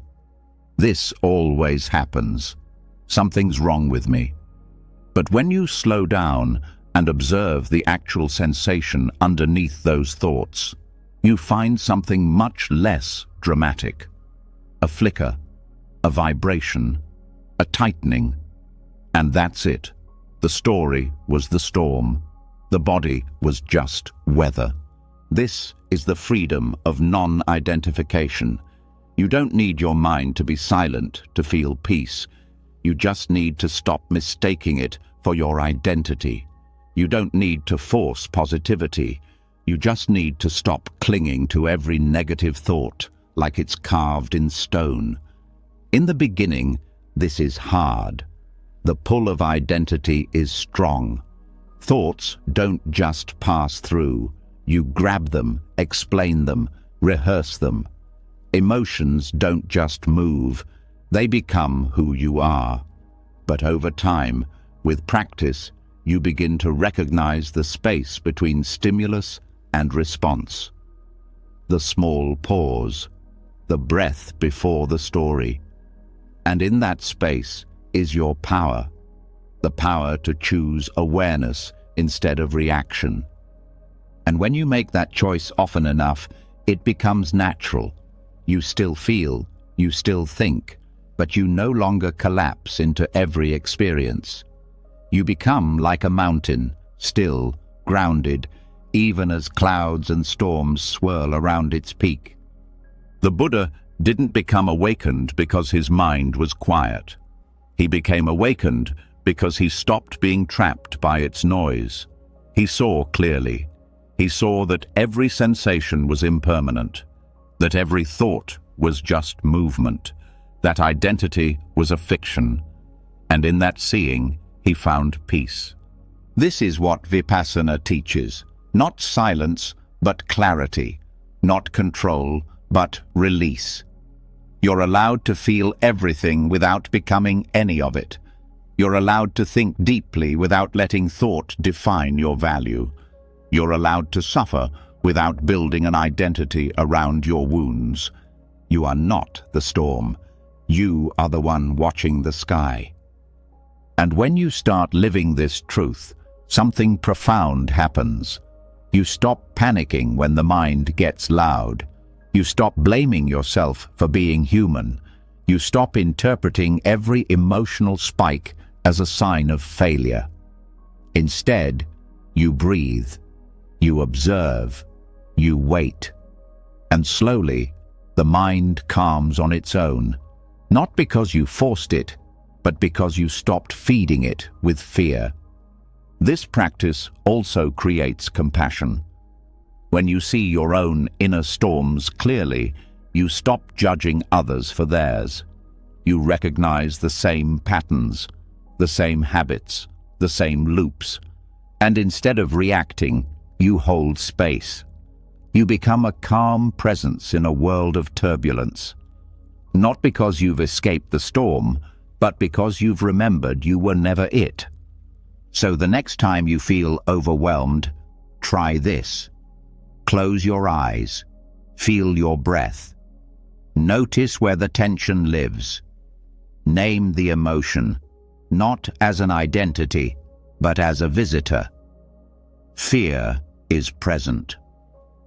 Grief is passing through. Restlessness is here.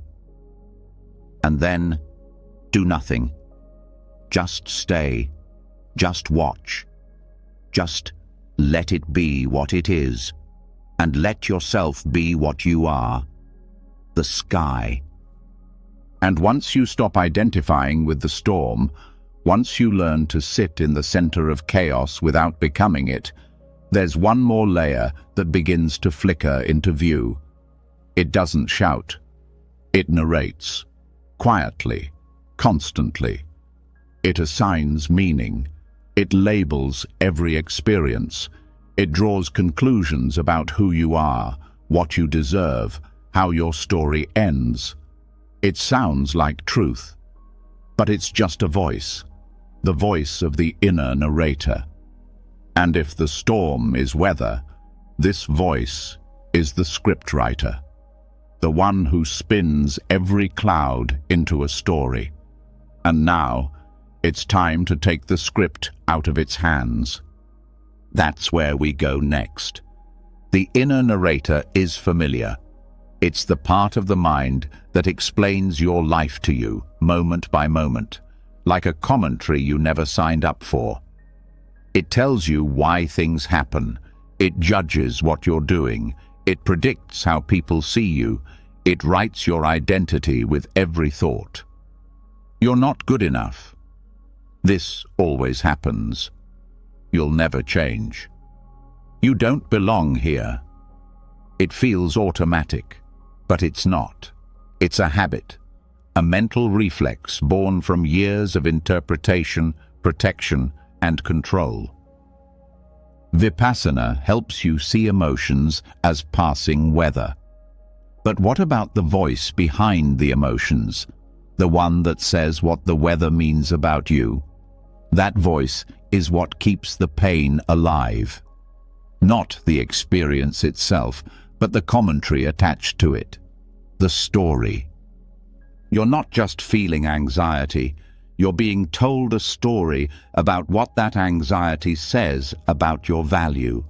You're not just feeling sadness, you're being narrated into a character who is broken, helpless, or weak. The suffering doesn't come from the feeling alone. It comes from believing the story wrapped around it. And this is where Buddhist mindfulness offers a powerful tool: noting. Noting is the practice of labeling thoughts and mental movements in the most neutral way possible. Instead of merging with the story, you name it. Planning, judging, worrying, remembering. You don't explain it. You don't argue with it. You don't fix it. You just label it and let it pass. This practice does something subtle but life-changing. It breaks the trance. It creates a tiny wedge between awareness and narrative. Instead of being inside the thought, you're observing it. Instead of acting from the script, you're seeing the script as it is, just words. Not truth, not destiny, not identity, just words rising and falling in a space of silence. And in that silence, something softer emerges. A peace that doesn't need the story to end. A freedom that doesn't depend on a happy ending. Because once you stop editing the script, you realize it was never the story that needed changing. It was your relationship to it. You've spent years trying to revise the inner narrator, trying to correct its tone, reframe its conclusions, replace negative self-talk with affirmations. But even that can become a trap, because if you're still writing a new script, you're still in the story. You're still identifying with a version of yourself that only exists in thought. True peace comes when you stop being the character and remember you're the screen the movie is playing on. You don't need to silence the narrator, you just need to stop obeying it. When the mind says, "You're failing," you note, "Judging." When it says, "No one respects me," you note, "Story." When it says, "This shouldn't be happening," you note, "Resistance." That's it. No debate, no explanation, just awareness. And what happens next is not always immediate. The narrator doesn't vanish in a single sitting. It will return. It will adapt. It will try to sound more spiritual, more reasonable. It might even start narrating your meditation. You're doing this right. This is how peace feels. That too is story. Note it. Let it pass. The goal is not to kill the voice. The goal is to see it, and in seeing it, to stop being controlled by it. There's an ancient teaching that says, "Thoughts are visitors. Let them come and go. Just don't serve them tea." But most of us not only serve tea, we hand over the keys, rearrange the furniture, and let them move in. Noting ends that habit. Not with aggression, but with clarity. You let them knock, you nod politely, and you let them walk away. This practice is gentle, but it's not passive. It takes effort to notice without reacting. It takes discipline to name the thought without becoming the thought. And some stories will pull harder than others. The story of being unlovable, the story of being too late, the story of being too much. These scripts are sticky because they're old. They were written when you were too young to question them. But now you can. Not with new affirmations, not with intellectual arguments, but with silence, with stillness, with a clear, unflinching gaze that says, "This is not me. This is just a thought, and I do not have to follow it." As you continue this practice, you'll start to feel a gap widen inside. Not a gap of emptiness, but a gap of freedom. The space between thought and self, between script and awareness. And in that space, there is nothing to prove, nothing to perform. No identity to maintain, just presence. You'll stop needing the story to validate you. You'll stop needing the narrator to praise you. You'll stop fearing its criticism, because none of it sticks unless you believe it. And now you see it for what it is. And maybe for the first time, you'll start to hear the silence underneath the narration, the quiet that was there before thought, before interpretation, before memory. That silence is your true nature.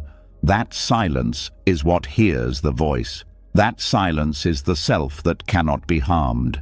In that space, you can feel sadness without being a sad person. You can notice doubt without being lost. You can hear the script whisper, "You're not enough," and smile, not in defiance, but in recognition. Ah, there it is again, just a story, and you move on.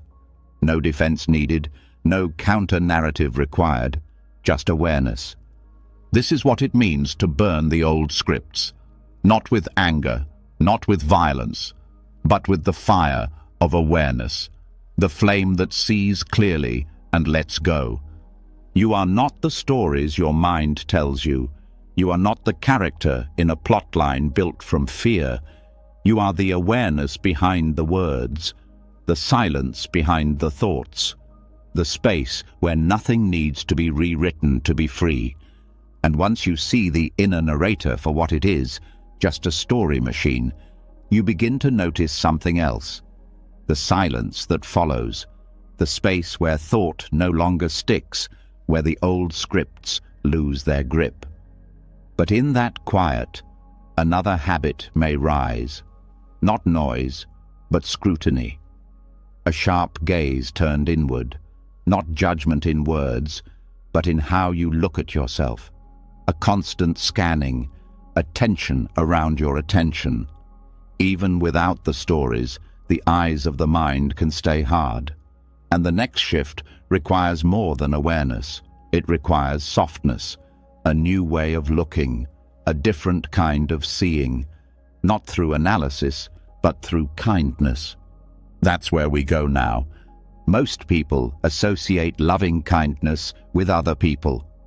You think of metta as wishing peace for someone far away, someone suffering, someone struggling. But the real challenge and the real transformation comes when you turn that gaze inward, when you direct that same warmth toward yourself. Not just your outer identity, but your thoughts, your tendencies, your flaws, the parts you still hesitate to claim. Because even after you stop believing your thoughts, you might still be watching them with tightness. You might still be observing your habits with an edge. You notice your fear and immediately brace. You witness a craving and instantly recoil. You recognize a reactive moment and think, there it is again, not with curiosity, but with disappointment. This is where soft attention becomes necessary. Loving kindness meditation, or metta bhavana, isn't about forcing affection. It's about learning to hold your experience with a heart that doesn't clench. It's not sentimentality. It's not fantasy. It's a practice of attention, a deliberate choice to look with warmth, even when what you're seeing is uncomfortable. You begin by offering goodwill, simple phrases. May I be well. May I be safe. May I be at peace. Not because you feel it, but because you're learning how to offer it. At first, it feels mechanical, but over time, something begins to shift. The words are no longer distant. They start to soften the way you hold yourself. And that softening isn't weakness, it's medicine. Because harsh awareness is just another form of defense, a way of trying to stay in control, a way of making sure you catch your mistakes before someone else does. But that kind of awareness doesn't heal. It only tightens the wound. When you bring metta to your awareness, you stop approaching your inner world like a judge. You stop treating each thought like a test. You stop holding your breath every time an old emotion resurfaces. You breathe into the moment and say, you're allowed to be here, even to the craving, even to the impatience, even to the tightness in your chest. Gentle attention does not mean passive. It means patient, present, willing to be with what is, without rushing to fix or name or escape it. It means seeing your fear and thinking, of course you're here. I've carried you for a long time. It means noticing your defensiveness and offering understanding instead of scolding. I see you. You're trying to protect something. This shift from sharp awareness to soft awareness changes everything. It changes how the nervous system responds. It changes how long emotions linger. It changes the way you walk through each day. Because when you stop approaching yourself like a project and start approaching yourself like someone worthy of kindness, the healing starts to happen without effort. Metta also reveals how many layers of self-rejection you've been carrying. All the times you criticized yourself for being too much, too sensitive, too tired. All the moments you blamed yourself for not being farther along. When you begin offering kindness instead of critique, those layers start to dissolve, slowly, gently, without force. And this kindness isn't just mental, it becomes embodied. You start to rest more fully, you breathe more deeply, you pause more often. You notice how you speak to yourself in the small moments, the missed text, the forgotten item, the awkward silence, and instead of attacking yourself, you place a hand on your heart and whisper, "Still learning, still worthy." Soft eyes don't deny what's happening. They don't sugarcoat your patterns. They simply refuse to turn experience into punishment. They choose to stay, to see, and to love anyway, even when it's messy, even when it's uncomfortable. This is what Buddhist compassion means in practice. It's not just an ideal. It's the way you treat your thoughts when they rise. It's the tone you use with yourself after a mistake. It's the silence you offer instead of judgment. The pause before you shame yourself. The breath before you collapse into guilt. And yes, this takes practice, especially if you've spent years equating growth with critique. If your path has been paved with high standards and tight discipline, metta can feel unfamiliar. But with repetition, it becomes natural. You start to default to tenderness instead of tension. You begin each morning not with a checklist of how to improve, but with a gentle wish. May I move through this day with care. You end each night not by replaying mistakes, but by whispering, "You did your best today. Rest now." This soft gaze becomes your foundation, and from it, real change arises.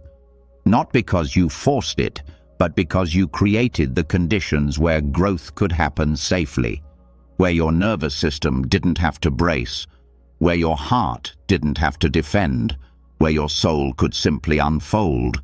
So if you find yourself slipping back into harshness, pause.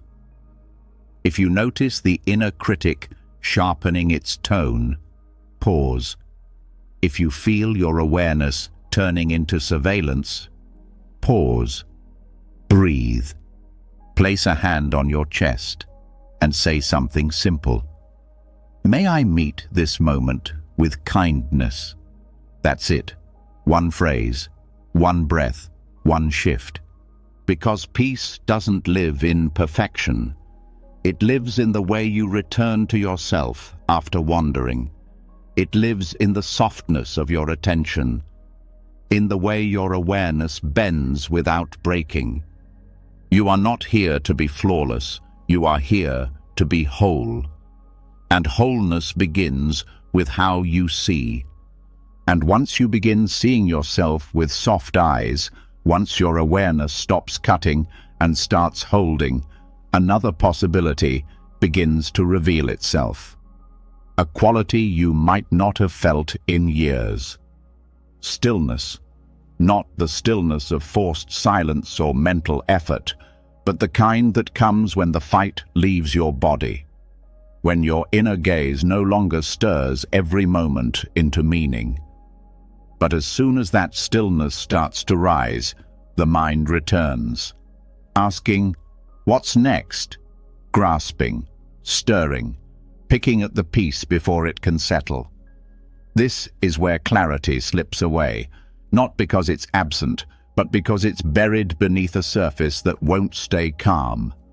Now, it's time to stop stirring and simply let the water sit. That's where we begin next. There's a rare but powerful image used in early Buddhist texts, a glass of muddy water. The more you shake it, the more clouded it becomes. But if you set it down, if you simply stop moving, the mud settles on its own, slowly, naturally, without force, and the water becomes clear, not because you cleaned it, but because you stopped disturbing it. This metaphor isn't just poetic, It's precise. The mind is like that glass. Thoughts, emotions, judgments, they're the sediment. And the more you try to fix, analyze, rearrange, or suppress your experience, the more you keep the mud moving. Even self-awareness, when laced with urgency, can become agitation. But the moment you stop interfering, clarity begins to rise. Stillness is not empty, it's alive. It's where the real seeing happens, the kind of seeing that doesn't come from thinking, but from being. When the mind stops grasping, the truth beneath your confusion begins to appear on its own. Not because you forced it into place, but because you finally created space for it to emerge. This isn't passive. It's not resignation. It's precision through non-reactivity. And it's one of the hardest things to practice, because everything in modern life encourages the opposite. When there's emotional discomfort, the reflex is to fix, to problem solve, to analyze, to talk it through. But all of that is stirring, and stirring keeps the mud suspended. Letting the mud settle requires restraint, not as suppression, but as a kind of sacred patience. You sit, you breathe, you notice the discomfort. You don't push it away, but you also don't move toward it. You don't dramatize it. You don't label it with a story. You let it be there, and you stop trying to speed up the process. It's uncomfortable at first, because when the water is muddy, the instinct is to get clearer by doing something. But clarity doesn't arise from action. It arises from stillness. This stillness doesn't mean freezing. It means non-interference. It means learning the art of non-stirring. You may feel restlessness, a desire to dig deeper, a thought that says, "I need to figure this out." But figuring out is another form of movement. It keeps the sediment floating. Clarity is already beneath the surface. It's the natural state of the mind, before interference. Your work is not to create it. Your work is to stop blocking it. This practice of letting the mud settle teaches trust, not in the mind, but in the nature of awareness itself. In the same way that a wound knows how to heal if left undisturbed, the heart knows how to find balance if you don't keep reopening it. The mind knows how to clear if you stop demanding clarity from it. And this is where peace becomes available, not as a reward, but as a return. A return to the quiet that was always underneath. You realize that the water didn't need fixing. It needed stillness.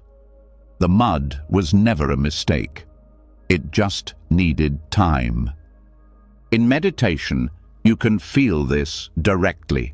You sit with your discomfort, with your restlessness, with the chaos in your chest. You want to shift, to fidget, to solve, but you don't. You stay, you breathe, you do nothing on purpose. And something begins to change, not quickly, not dramatically, but steadily. The thoughts slow, the breath deepens, the sensations settle, and beneath it all, something opens. This clarity isn't conceptual. It doesn't arrive in sentences. It arrives in space. It shows up as the absence of confusion, the absence of noise. Not because you silenced anything, but because everything ran out of momentum. That's the power of non-reactivity. It doesn't force change. It allows truth to reveal itself. And what's revealed might not be what you expected. It might be a quiet grief, a tender memory, a deeper understanding that doesn't need to be put into words. Or it might be nothing at all, just stillness, just presence. And even that, especially that, is clarity. Letting the mud settle also trains humility. Because the ego wants answers fast.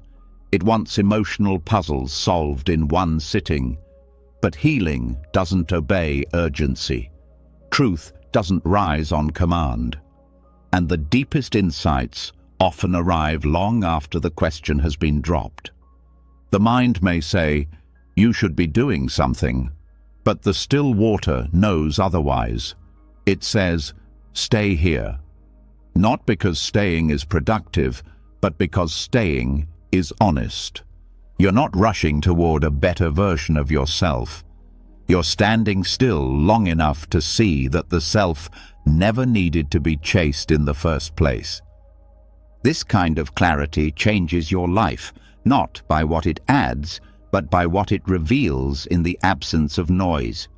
You start to see relationships more clearly, patterns more clearly, desires more clearly. You stop needing certainty and start trusting presence. You stop needing closure and start finding peace in openness. And maybe the most surprising thing is that clarity doesn't feel like control. It feels like spaciousness, like nothing is wrong, like you can breathe again, not because every question was answered, but because the questions stopped tightening your chest. This is how the muddy water heals, by being still, by being patient, by being allowed to be unclear for as long as it needs. And in that permission, clarity is no longer a goal. It's a natural result, a byproduct of letting go. So the next time you feel clouded, try this. Don't fix, don't solve, don't stir. Sit, breathe, let the thoughts swirl, let the emotions churn, but don't touch them, don't explain them, don't label them as failure. Just hold the glass still, let the mud settle. And what rises next will not be forced clarity, it will be your own stillness remembered. And once the mud begins to settle, once you've tasted that rare clarity that only stillness brings, a new challenge quietly rises. The mind notices the peace and immediately wants to replicate it, chase it, own it, turn it into a personal milestone, a success, a proof that you've finally made it. But in doing so, something tightens again. The stillness gets stirred not by pain, but by ambition, not by fear, but by effort. You start trying to earn what already belonged to you, and without realizing it, the inner calm becomes another role to perform, another standard to reach, another mask to wear. This is the trap of spiritual performance, and it's time to end the audition. That's where we go next. There's a subtle pressure that creeps into the practice of self-awareness. At first, the goal is to feel better, to suffer less, to find peace. But then, the mind starts measuring, comparing, performing. You meditate not just to sit, but to become a calm person. You reflect not just to understand, but to be more spiritual. The process becomes a show. For others, yes, but more dangerously, for yourself. A quiet performance for the internal judge who's never satisfied. This happens because the ego is clever. When it can no longer feed on material achievements, it shifts. It starts feeding on inner ones. It uses the language of awakening, presence, and peace. But it still wants to be special. It wants to be enlightened, not because it values truth, but because it wants superiority. It doesn't care if you're free. It cares if you look like someone who is. And suddenly, peace becomes something to deserve, something to earn, something that you don't yet have, but might achieve if you just keep trying harder. You chase stillness like a promotion. You treat meditation like a test. You wear your progress like a resume. But inner peace cannot be performed. It cannot be performed for others, and it cannot be performed for yourself. It is not something you reach by perfect posture or the right playlist or the cleanest routine. It is not waiting for you at the end of your next insight. It arrives when you stop trying to appear peaceful and simply let yourself be as you are. Buddhism reminds us that striving, even for good things, is still grasping. And all grasping leads to suffering, even spiritual grasping, especially spiritual grasping, because it disguises itself as wisdom. But what it really hides is resistance. Resistance to being human, resistance to imperfection, resistance to the mess of your own aliveness. When you strive for inner peace, you create tension, not just in your body, but in your identity. You believe that calmness makes you worthy, that stillness makes you valid, and that when you feel scattered, lost, or restless, you've failed. But there is no failure in being human. There is only the pressure to hide it. You are allowed to be in pain. You are allowed to lose your balance. You are allowed to be on the path without having to prove that you belong on it. You don't need to audition for your own inner silence. True spiritual practice is not impressive. It's not dramatic. It's quiet, unremarkable, invisible from the outside. It shows up in how you breathe during a hard conversation, how you pause before reacting, how you forgive yourself when the thoughts won't stop. And that kind of peace can never be earned, because it was never being withheld. It was only being delayed by the belief that you didn't deserve it yet, that you hadn't worked hard enough, that you weren't spiritual enough. But the truth is this: peace is not a prize. It's a resting place, one that's always available the moment you stop running. The idea of being ready for peace is another lie the ego tells. You don't need to be pure to feel calm. You don't need to be fixed to be free. You don't need to be a certain kind of person. You only need to stop performing. And when you do, the whole inner landscape changes. You stop trying to appear wise and start allowing yourself to be confused. You stop curating your emotions and start letting them speak. You stop managing your thoughts and start observing them without panic. This doesn't mean you abandon the path. It means you walk it barefoot, without costume, without props, without needing your steps to look beautiful. It means you stop trying to do it right, because even that is ego. The need to perform the correct version of healing, the need to follow the perfect script. But healing doesn't follow a script. It's messy, uneven, honest. And sometimes it looks like stillness. Sometimes it looks like falling apart. But peace is not what happens when everything feels good. It's what happens when you stop pretending, when you stop editing your experience to make it more acceptable, when you stop thinking of yourself as a problem to fix, when you stop chasing the image of who you think a peaceful person should be and just return to who you actually are. In Buddhist terms, this is non-striving. It doesn't mean apathy. It means your actions don't come from lack. Your practice doesn't come from shame. Your discipline doesn't come from insecurity.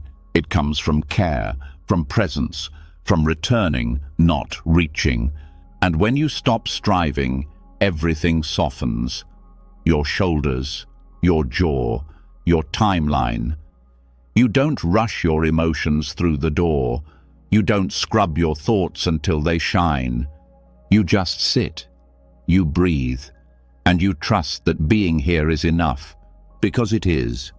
Even when your breath is shaky, even when your thoughts are loud, even when your body feels like chaos, you are enough. Not because you've earned peace, but because peace doesn't need a reason to reach you. It's what's left when the grasping stops. So, if you feel like you're not doing enough, pause. If you feel like peace is still far away, pause. If you feel like you're failing because you're not always calm, pause. And in that pause, ask yourself, am I performing peace or am I resting in it? Then stop the audition, take off the mask, let go of the role. Sit as you are, not as you think you should be, and let the truth meet you there. And once you stop auditioning for inner peace, once you give up the performance and sit in your own presence without needing to prove anything, a quiet truth rises from beneath all the effort. Something deeper than calm, something older than shame. The realization that you're still holding on, not just to expectations or emotions, but to identities, versions of yourself that were built to survive, to be liked, to belong. Versions that served a purpose once, but now only keep you small, and now that you're no longer performing, it's time to let them die. That's where we go next. There are identities we wear without even knowing it. Roles stitched together from memories, fears, praise, and pain. They form early: the good child, the achiever, the strong one, the peacemaker, the rebel, the overthinker, the caretaker. These roles once protected us.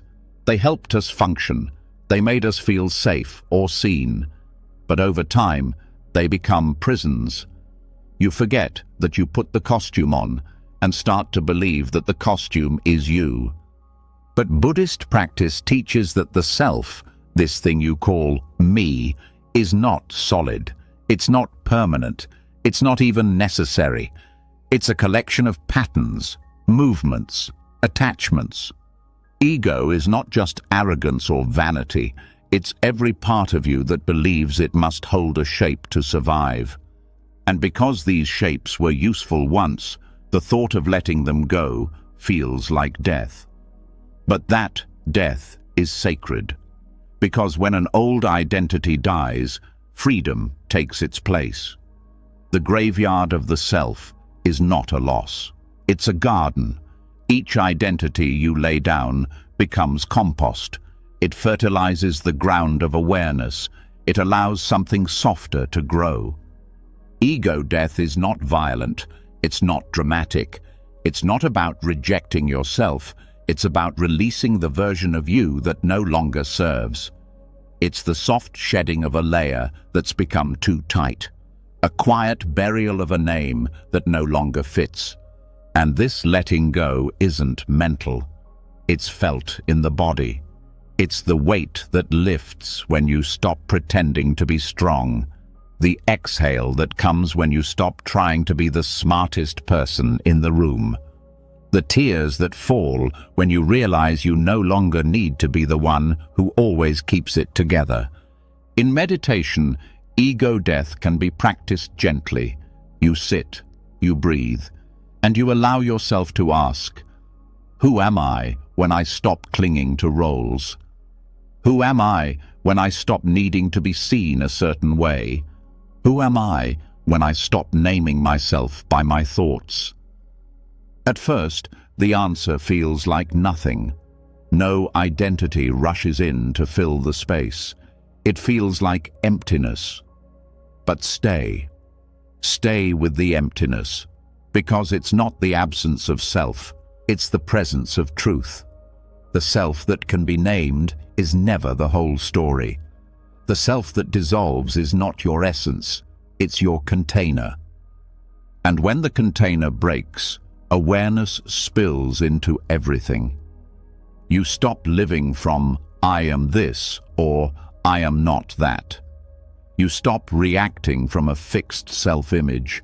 You stop defending a version of yourself that you created decades ago, just to survive middle school or earn love from a distracted parent. You let it die, And what's left isn't a blank slate. It's space. Soft, open, breathing space, where presence becomes the only identity, where the only name that matters is here. This kind of death is healing because it doesn't destroy, it unburdens. It lets the masks slip off so the skin underneath can finally breathe. And yes, some of these identities will try to return. They'll whisper, "You need me." They'll say, "Without me, who are you?" But you don't need to answer. You only need to breathe. Let them speak. Let them fade. Let them fall. Let them die. And it will feel strange at first. To no longer need to be the helpful one. To no longer introduce yourself by your wounds. To no longer shrink into the shape of someone's expectations. But slowly, that strangeness becomes relief. You don't owe the world a consistent identity. You don't need to be understood in order to be free. The truth is, most of what you've called personality is just pattern. Most of what you've defended as who you are is just repetition. And when you stop repeating, the pattern ends. The self that was built from it dissolves. And something truer, quieter, remains. This is why Buddhists bow to impermanence. Not because change is easy, but because clinging is suffering. When you hold on to a fixed idea of who you are, you trap yourself. And when life moves in ways that don't match that idea, you break. Not because life is cruel, but because you refused to change shape. But the real self doesn't break, because it doesn't cling. It watches, it adapts, it rests in silence, it trusts the letting go. And when you live from that place, your whole relationship with suffering shifts. You no longer say, "This shouldn't be happening to me," because there is no fixed me for it to happen to. You feel pain, but you don't become a victim. You feel joy, but you don't become attached. You move through life like water, fluid, full, free. So how do you practice ego death without force? You start by noticing where you resist change, where you keep rehearsing old roles, where you flinch at the idea of being seen differently. Then you soften.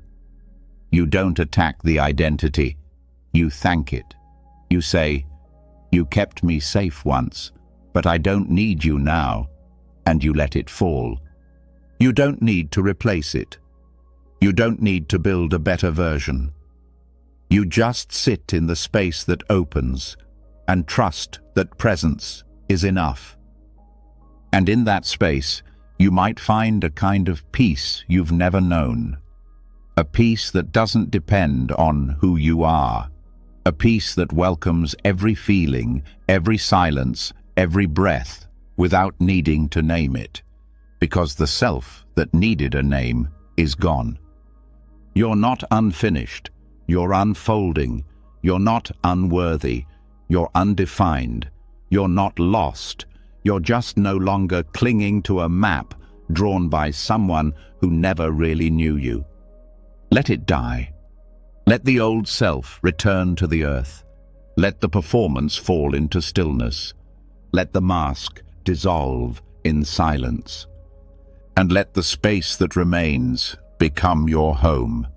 And once the old identities fall, once the roles collapse and the storylines go quiet, you're left in a strange and unfamiliar place. Not lost, not broken, but wide open.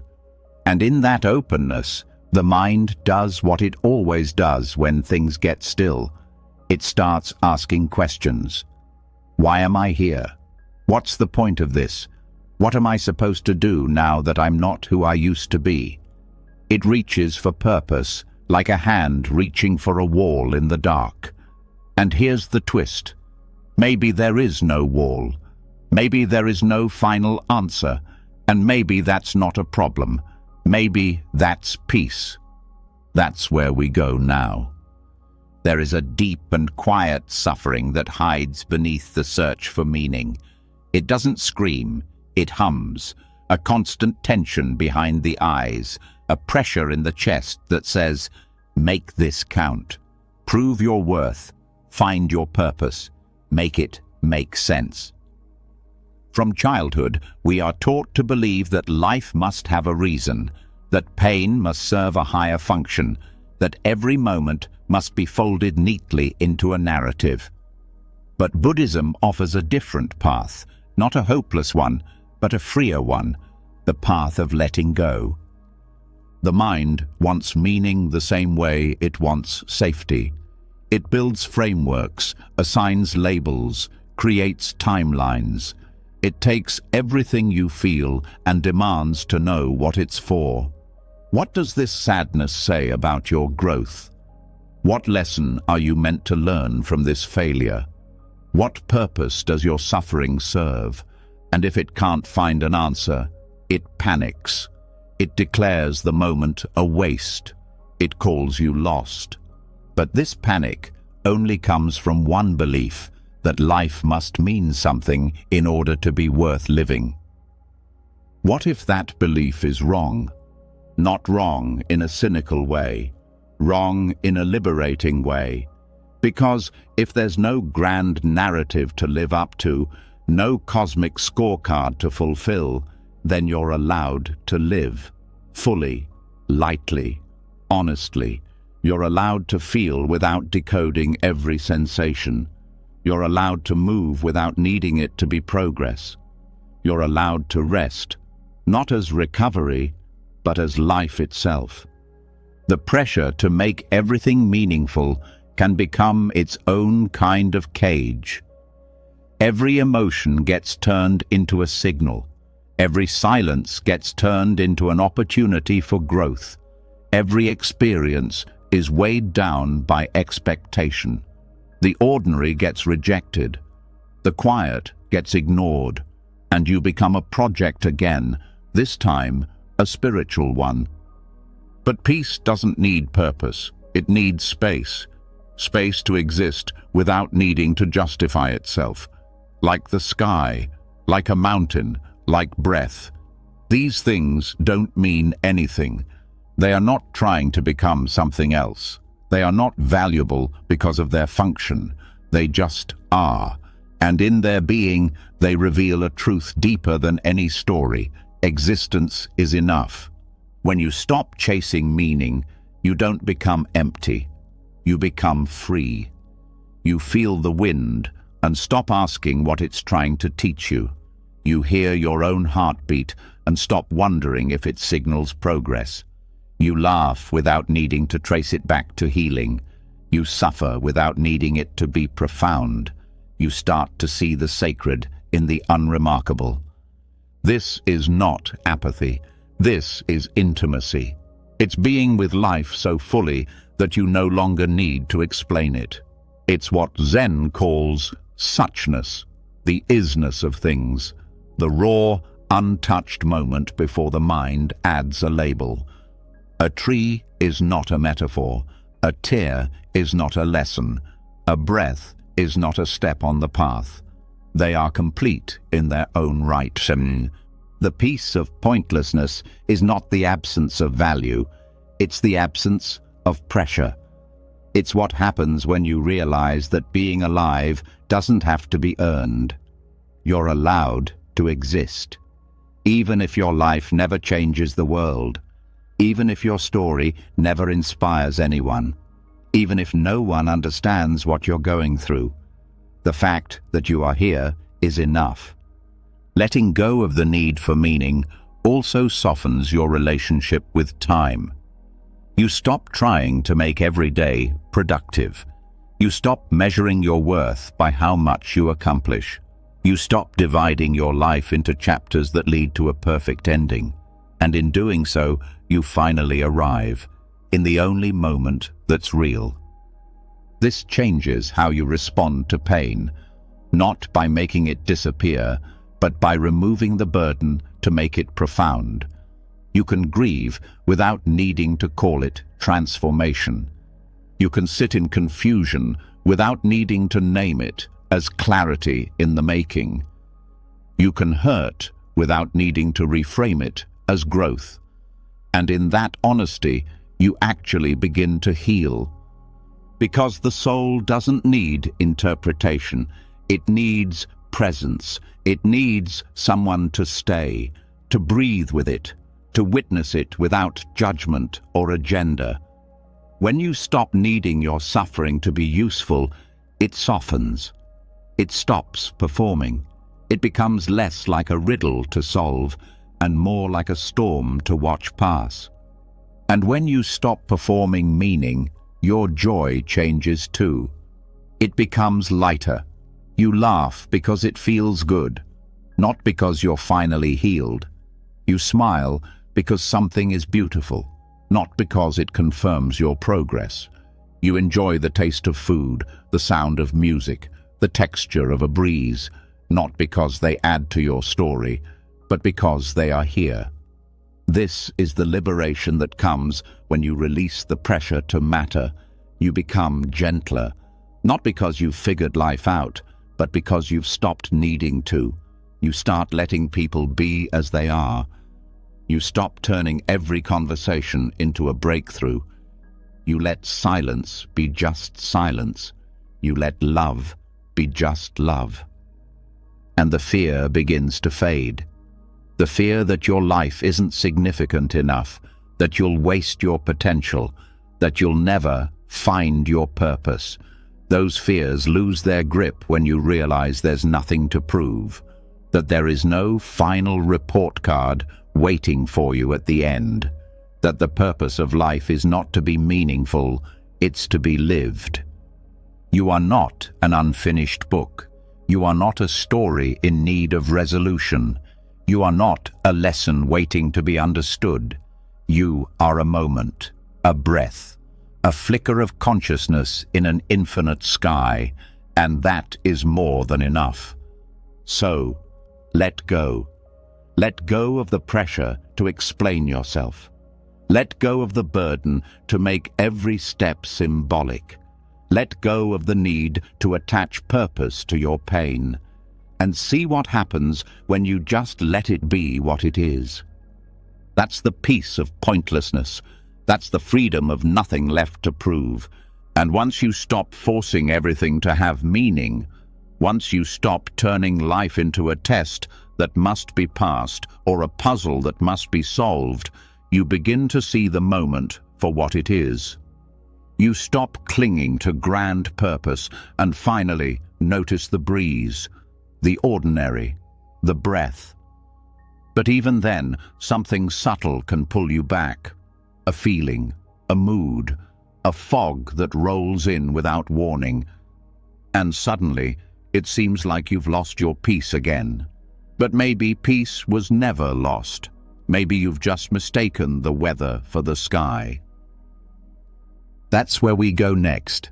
Emotions come and go, but most people treat them like permanent facts. A sudden wave of sadness becomes, something's wrong with me. A flash of anger becomes, I'm failing again.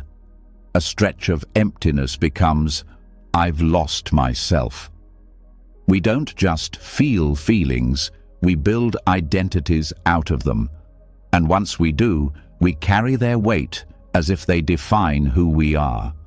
But Buddhism teaches something softer, something more honest. That moods are not you. They're just weather passing through the landscape of your awareness. This doesn't mean your emotions aren't real. It means they're not fixed, not final, not evidence of a broken self. The storm doesn't damage the sky. It moves through it, leaves no scar.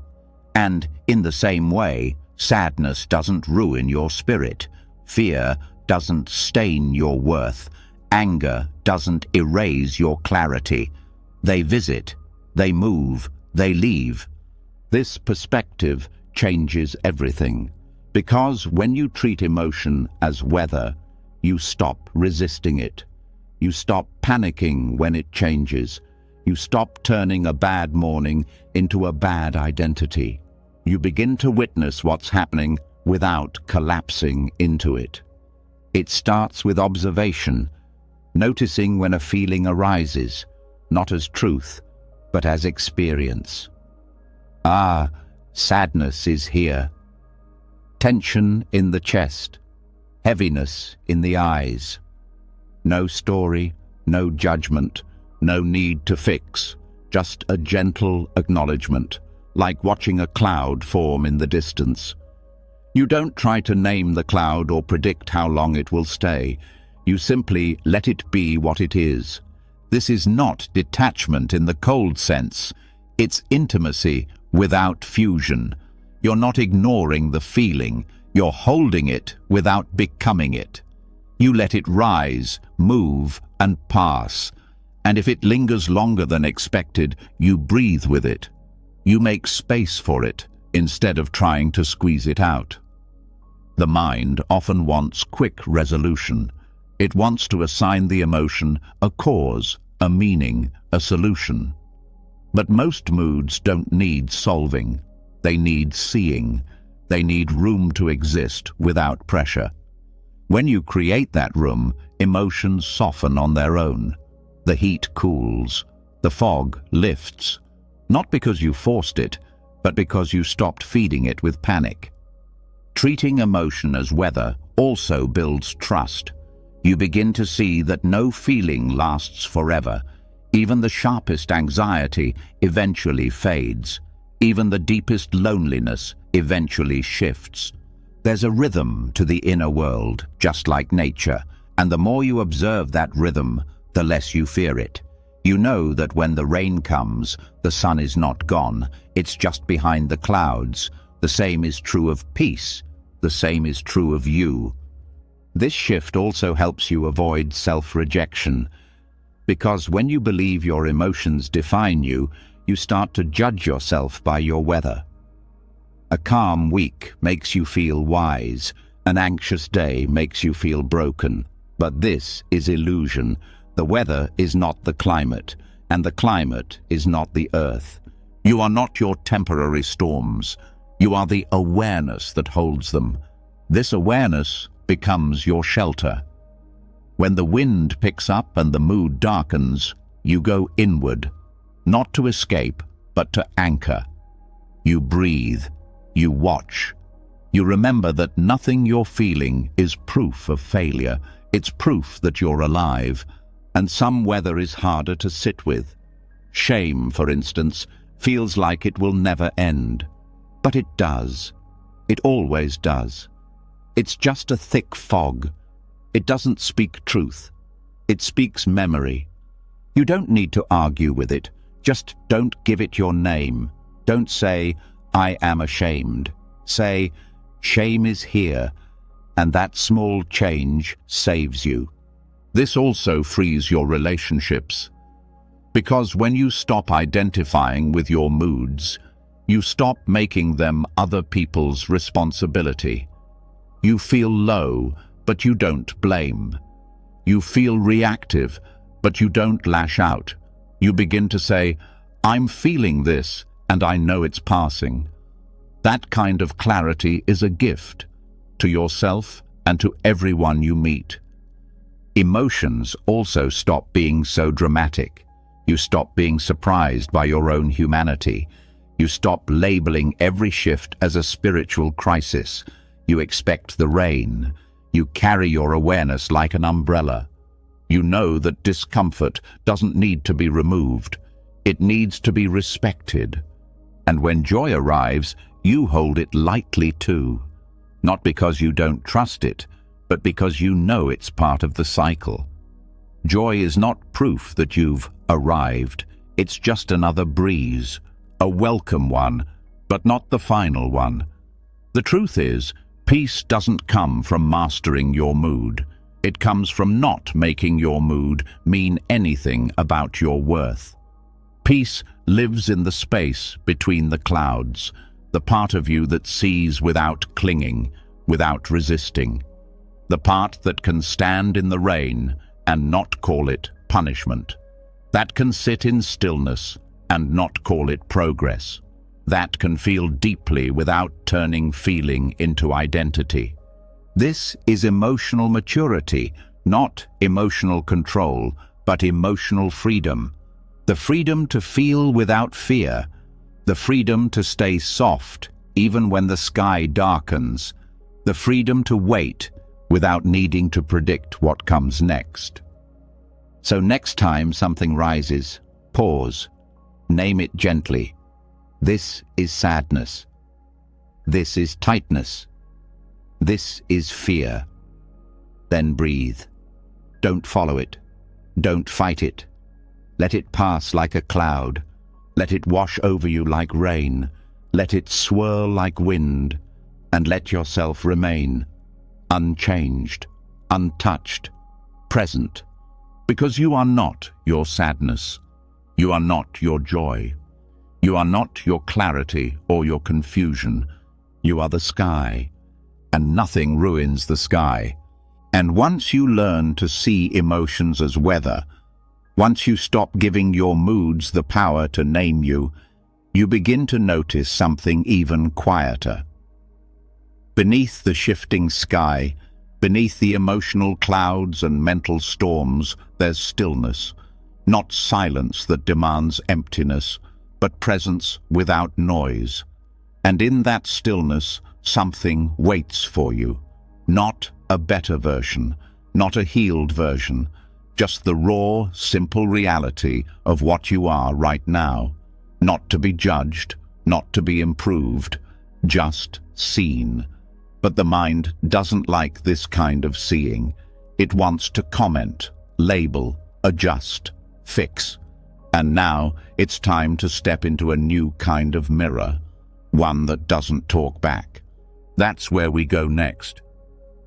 There is a moment in deep awareness when you realize just how much of your suffering doesn't come from what you experience, but from the commentary that follows it. You feel an ache, and the mind whispers, "That shouldn't be there." You notice tiredness, and it says, "You're being lazy." You pause to rest, and it replies, "You're falling behind." The sensation itself is simple. The thoughts around it make it loud. Most people never sit with raw experience. They sit with filtered experience, interpreted, narrated, distorted. The mirror they use is never still. It's cracked by opinions, fogged by expectation. It doesn't reflect, it reacts. And the self that gazes into it becomes confused, exhausted, and distorted in return. But there is another mirror, one that reflects without judgment, one that holds without opinion, one that sees but doesn't explain. This is awareness in its purest form. The kind of presence taught in Buddhist practice, not as a tool to change yourself, but as a way to stop interfering with what already is. Sitting with what is means dropping the need to constantly name every moment. It means looking at the self like a lake looks at the moon, quietly, clearly, without needing to grab or own what it sees. You feel sadness, not to label it, not to fix it, but to notice it like a breeze. You feel joy, not to claim it, not to attach to it, but to watch it pass like light on the wall. This kind of seeing is rare, because we've been taught that awareness must be active, that to pay attention is to analyze, that to look is to judge. But this is not awareness, it's performance. And the result is a life filled with subtle war, always measuring, always trying to be more present, more peaceful, more perfect. Still, awareness stops the war. It watches the mind spin and says nothing. It hears the old inner voice, "You should be better than this." and lets it fade like a radio losing signal. It sees the body hold tension and chooses not to call it failure. It meets the self not with instruction, but with breath, just breath. This isn't about removing thought. It's about no longer being owned by it. A thought arises, you're falling behind, and instead of engaging, you let it pass, like smoke. You don't resist it, but you also don't follow it. You look into the mirror and say nothing. You don't ask for answers. You don't demand meaning. You sit with the discomfort of being seen as you are. And in that seeing, something unexpected happens. You soften, not because you've been convinced you're worthy, but because no one is arguing anymore. The moment doesn't need to be worthy. The self doesn't need to be impressive. The breath doesn't need to be deep. Everything is allowed. Everything is met with space. Still, awareness doesn't fix. It doesn't guide. It doesn't offer advice. It just stays, like a mountain beside a storm, like a candle in a silent room. And from this place, clarity begins to rise, not as thought, but as quiet, not as insight, but as relief. You realize how much effort you've been spending trying to shape yourself, and you finally stop. This is the deepest form of rest, not physical, not emotional, but spiritual. The soul finally drops its act. The face finally drops its smile. The breath finally stops pretending to be composed. You sit, you exist, and you let the moment be unedited. There is nothing to manage here, no story to control, no version of yourself to perform. You are not trying to become more mindful. You are not trying to feel peace. You are not trying to maintain a certain image of awareness. You're just here, with yourself, without decoration. And the truth is, this kind of being is uncomfortable at first, because commentary gives you a sense of control. Labels make you feel safe. Even criticism can feel familiar, like a parent you've never stopped trying to impress. But once you learn to sit without commentary, you start to feel your own presence in a way that's never been filtered. You meet the self that doesn't need improvement, the self that isn't a project, the self that simply is. You begin to look at your flaws and say nothing, not because you've accepted them, but because you're no longer arguing with reality. You're no longer treating imperfection as a problem.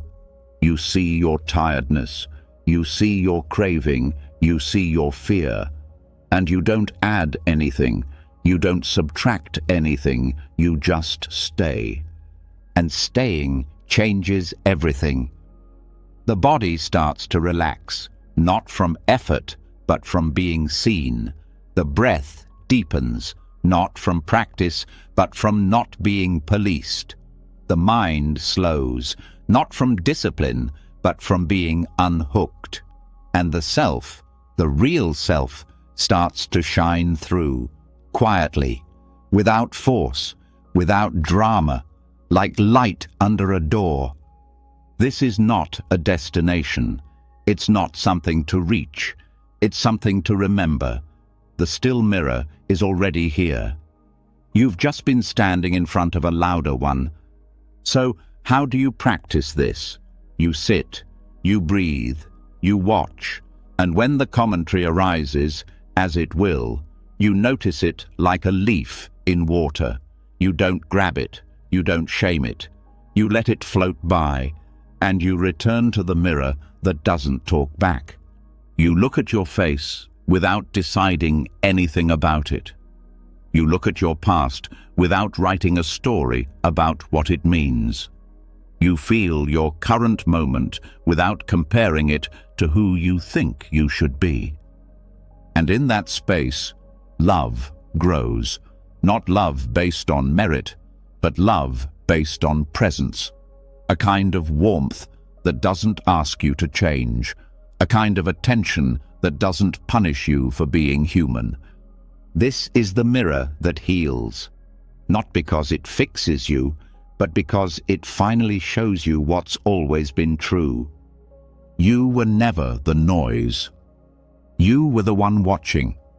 And once you finally sit in front of the mirror that doesn't talk back, once you begin to see yourself without adjusting, without fixing, without judging, what's left is something surprisingly difficult to face.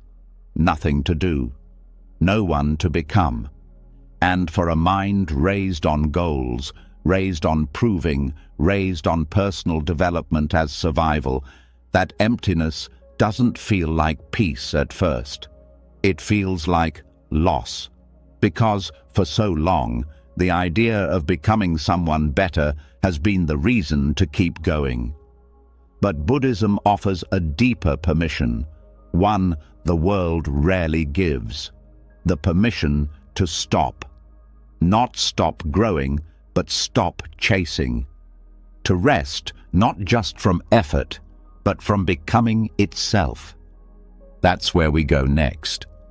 In Buddhist thought, there is a specific word for the desire to become, bhava-tanha.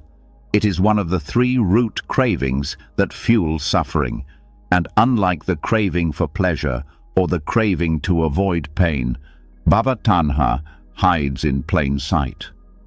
Because it doesn't look like suffering, it looks like ambition, it looks like healing, it looks like self-improvement. But underneath it all is a quiet belief. Who I am is not enough. Not yet. And peace must be earned later, when I finally become the person I'm supposed to be. This belief turns life into a treadmill. Every insight, every effort, every transformation becomes just another step toward a moving finish line. You meditate not to be present, but to become someone more mindful.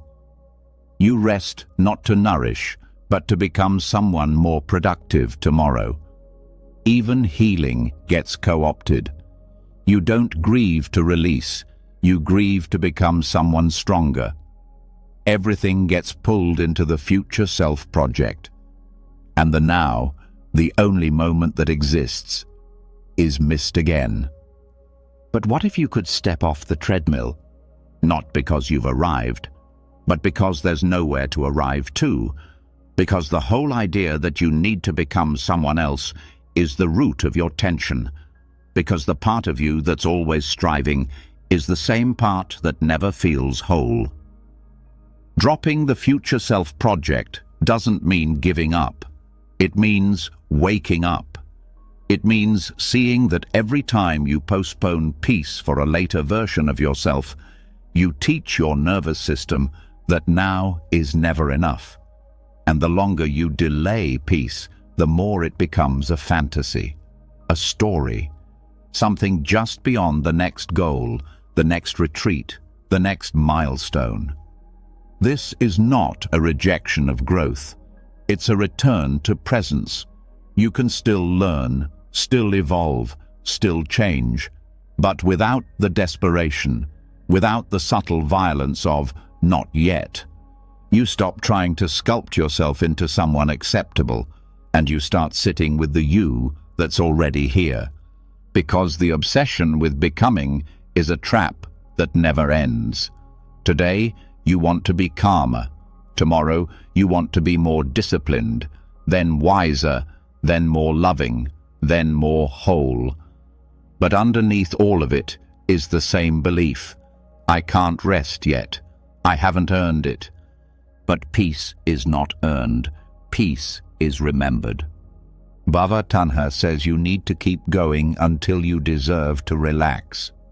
But the Dharma says your worth is already untouched, that the one watching all your becoming has never needed anything added, that the awareness behind your effort is already whole. This shift, dropping the craving to become, changes everything. You wake up in the morning and stop asking, "How can I improve today?" Instead, you ask, "Can I meet myself where I am?" You stop measuring each moment by its utility. You let breath be breath. You let sadness be sadness. You let joy rise and fall without turning it into a sign of progress. The idea of your ideal self fades. Not because you've given up on your values, but because you've stopped using the future as a weapon against the present.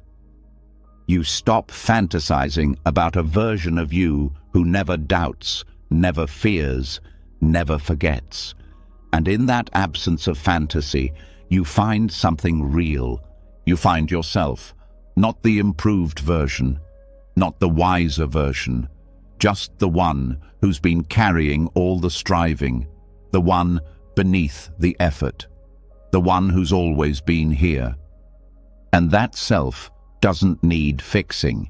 It needs rest, not the kind of rest that waits until the weekend or the vacation, but the kind that says, "You are allowed to stop now." The kind of rest that doesn't demand justification, that doesn't measure your productivity, that doesn't ask what comes next.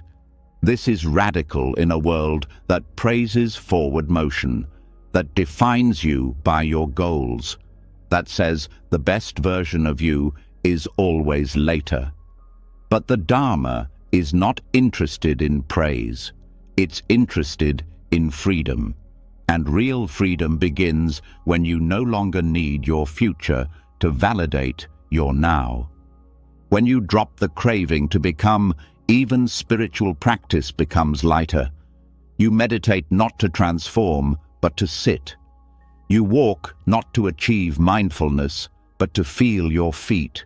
You breathe not to get somewhere, but because breath is here. This is the heart of non-striving, not giving up on peace, but allowing it to arise naturally when you stop chasing it. And when it does, it's not the peace of achievement. It's the peace of presence. The peace that says, nothing more is required. Not in this breath, not in this body, not in this life. And maybe that's the hardest thing to accept. That you don't need to become someone else to be free. That the very chase is what keeps the door locked. That surrender is not a last resort. It's the way through.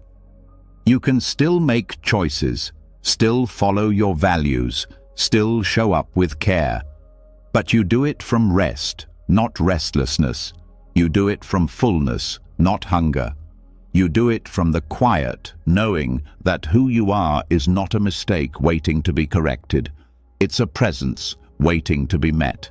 And if the mind tries to argue, tries to remind you of your unfinishedness, your flaws, your goals, you breathe. You say, "Thank you for trying to help." And then you return to the space that doesn't need to change. Because even if nothing improves, even if no one understands, even if your journey ends quietly, you were enough. Right now, right here. And once you finally drop the project of becoming, once you stop using your future self as a condition for rest, there's a silence that starts to settle inside. But even in that silence, one habit still lingers. A voice that speaks not from craving, but from correction.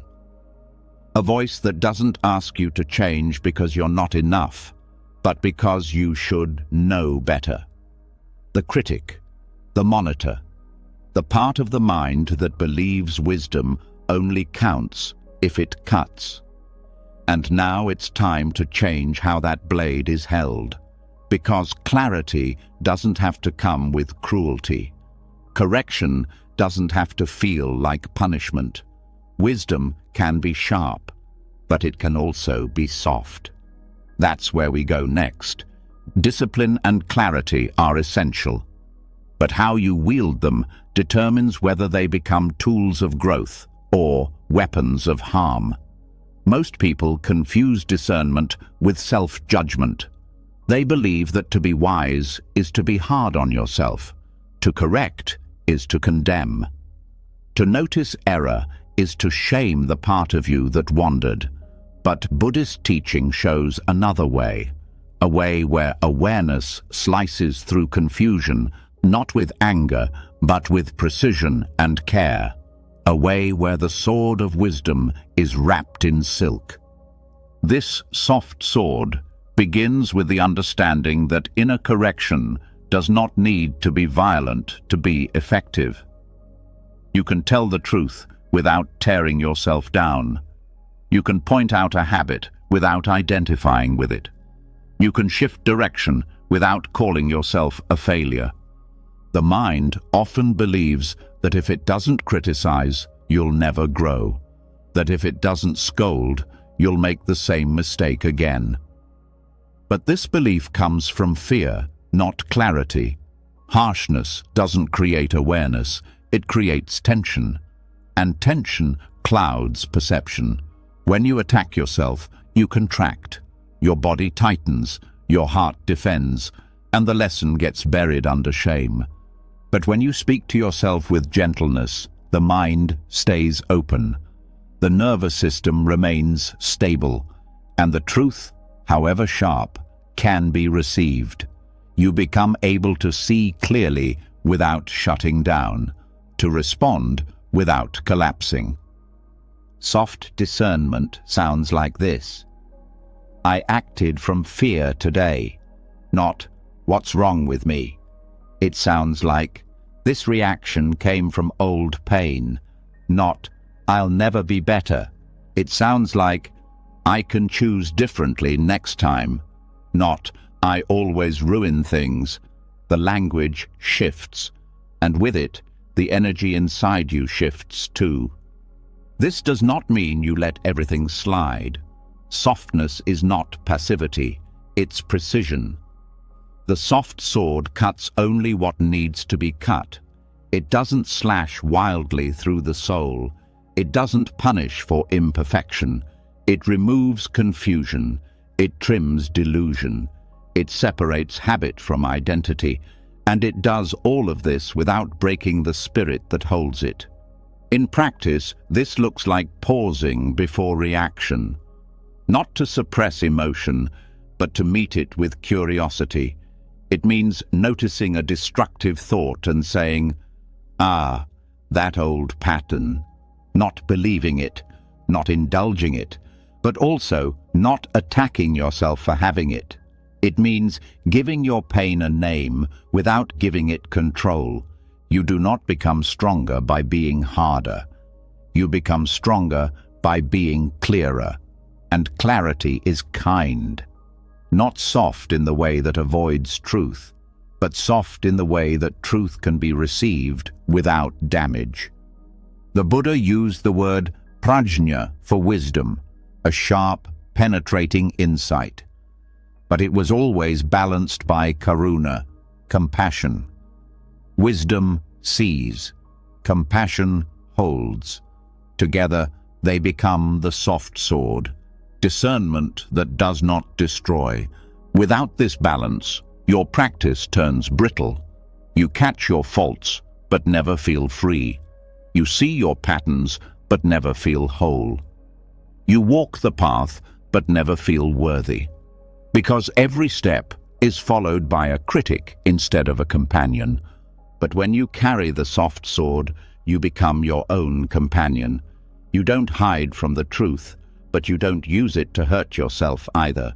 You guide yourself like someone who matters. You correct gently. You realign without rage. This changes how you meet failure.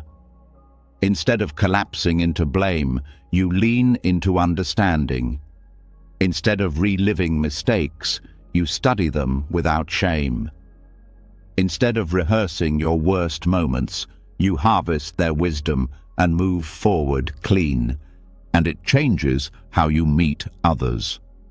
Because the way you treat yourself is the way you end up treating the world.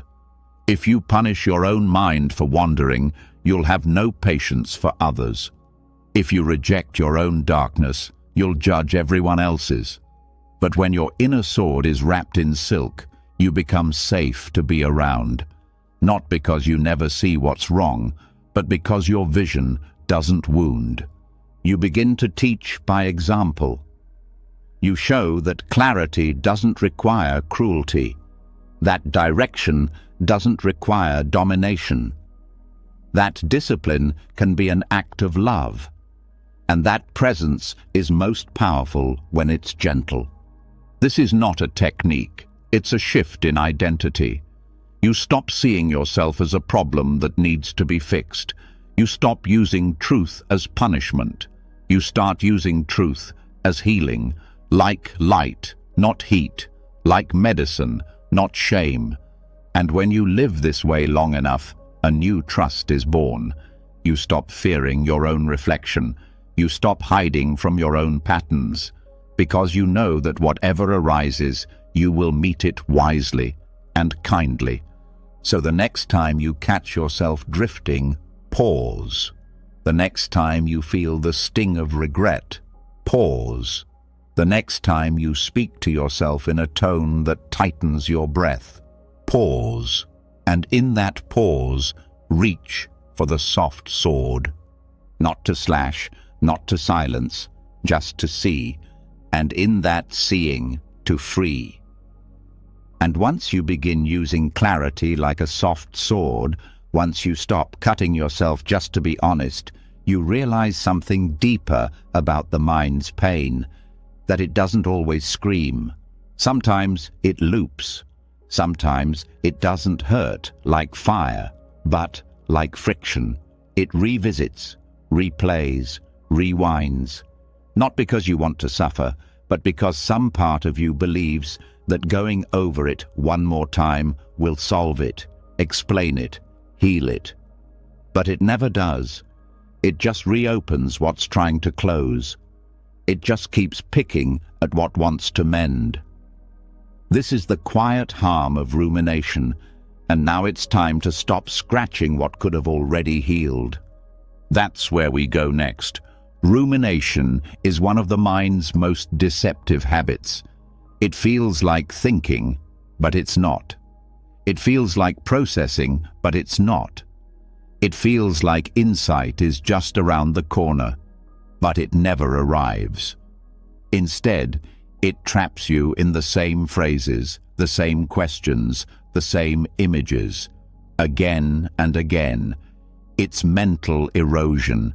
It's looping attention that eats away at your peace, not because you're doing it wrong, but because the mind is trying to fix a wound by staring at it. Buddhist psychology doesn't just treat this as a quirk. It treats it as a form of suffering. Not passive, but active. Not emotional, but behavioral. Rumination is not just a mood, it's an action. A repeated choice, often unconscious, to stay in contact with pain long after the pain has done its job.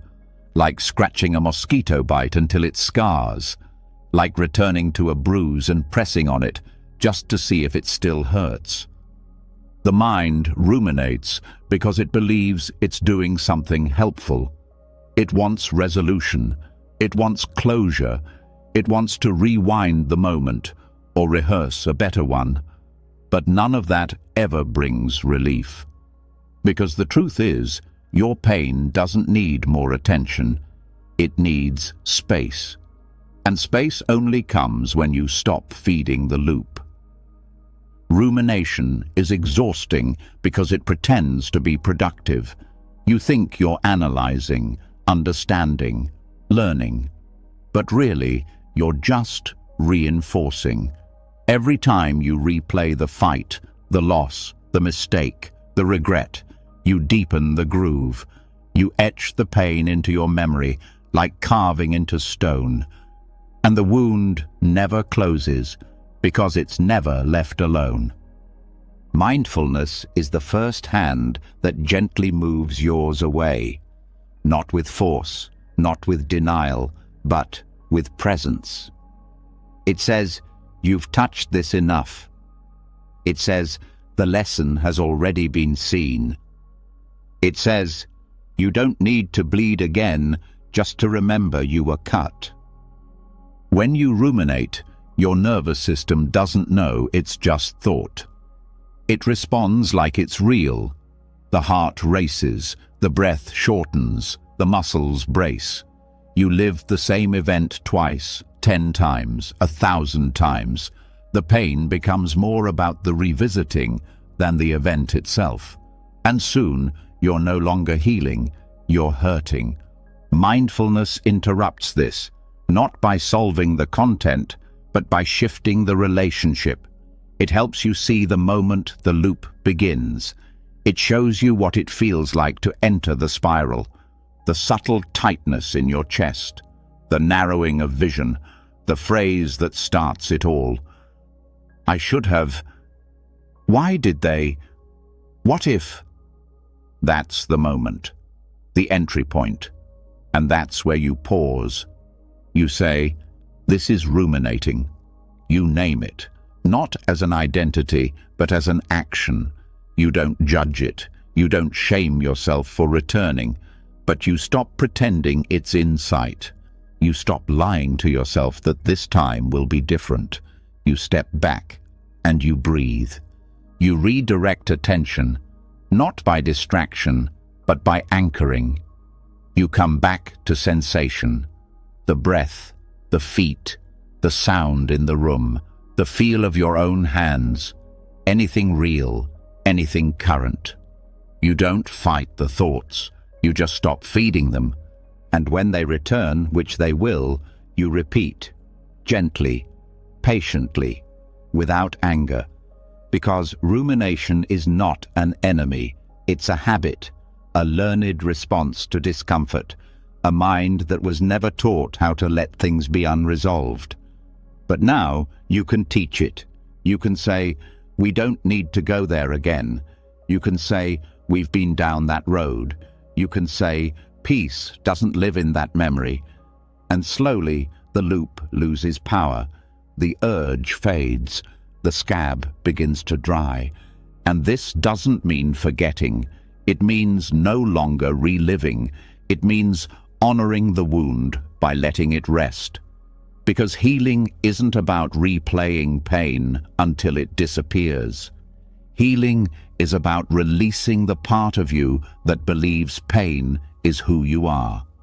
The mind may protest. It may tell you that if you stop thinking about it, you'll forget something important. But you won't. You'll remember the truth more clearly when it's not wrapped in obsession. You'll remember the lesson without reliving the suffering. You'll remember the story without being trapped in the role. You are allowed to stop revisiting what broke you. Not because it didn't matter, but because it has nothing left to teach. Stopping the loop doesn't mean forcing yourself to feel good. It means refusing to dig the wound open again. It means resting in what's actually here. The breath, the light, the sound, the moment, the life that's still unfolding. And sometimes the loop returns because you're tired, vulnerable, uncertain. That's okay. You meet it without anger. You guide yourself back without panic. You say, "I see you, but we're not going there today." And you return again and again until the return becomes natural. Over time, something shifts. The mind gets quieter, not because you shut it down, but because it trusts you now.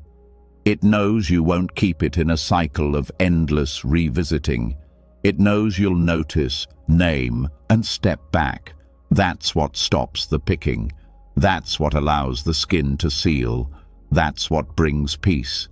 Not by rewriting the story, but by leaving it on the shelf and stepping outside, into the air, into the now, into the part of your life that isn't stuck in a loop, but still waiting to be lived. And once you stop the loop, Once you gently remove your hand from the scab and stop reopening the pain just to feel like you're doing something, you're left with something quieter, but no less real. The ache is still there, not sharp, not loud, but present, not demanding attention, but not ready to vanish either. And this is the moment where most people turn away again, try to distract, try to move on. But what if, instead of turning away, you turn toward it with kindness, not to analyze, but to speak, not to interrogate, but to listen? What if you treated your suffering not as a threat, but as a frightened part of you waiting to be met with compassion? That's where we go next. There's a practice that grows out of Buddhist mindfulness and is echoed in many traditions of contemplative healing.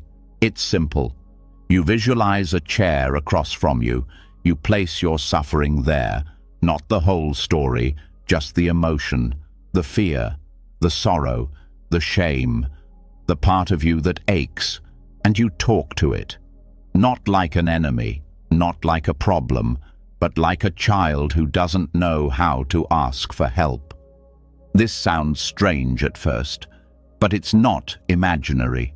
It's intimacy, the kind that most people never give themselves, because instead of turning toward pain with presence, they avoid it or attack it.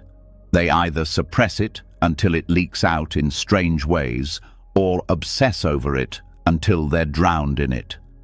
But pain doesn't heal through avoidance or obsession. It heals through relationship.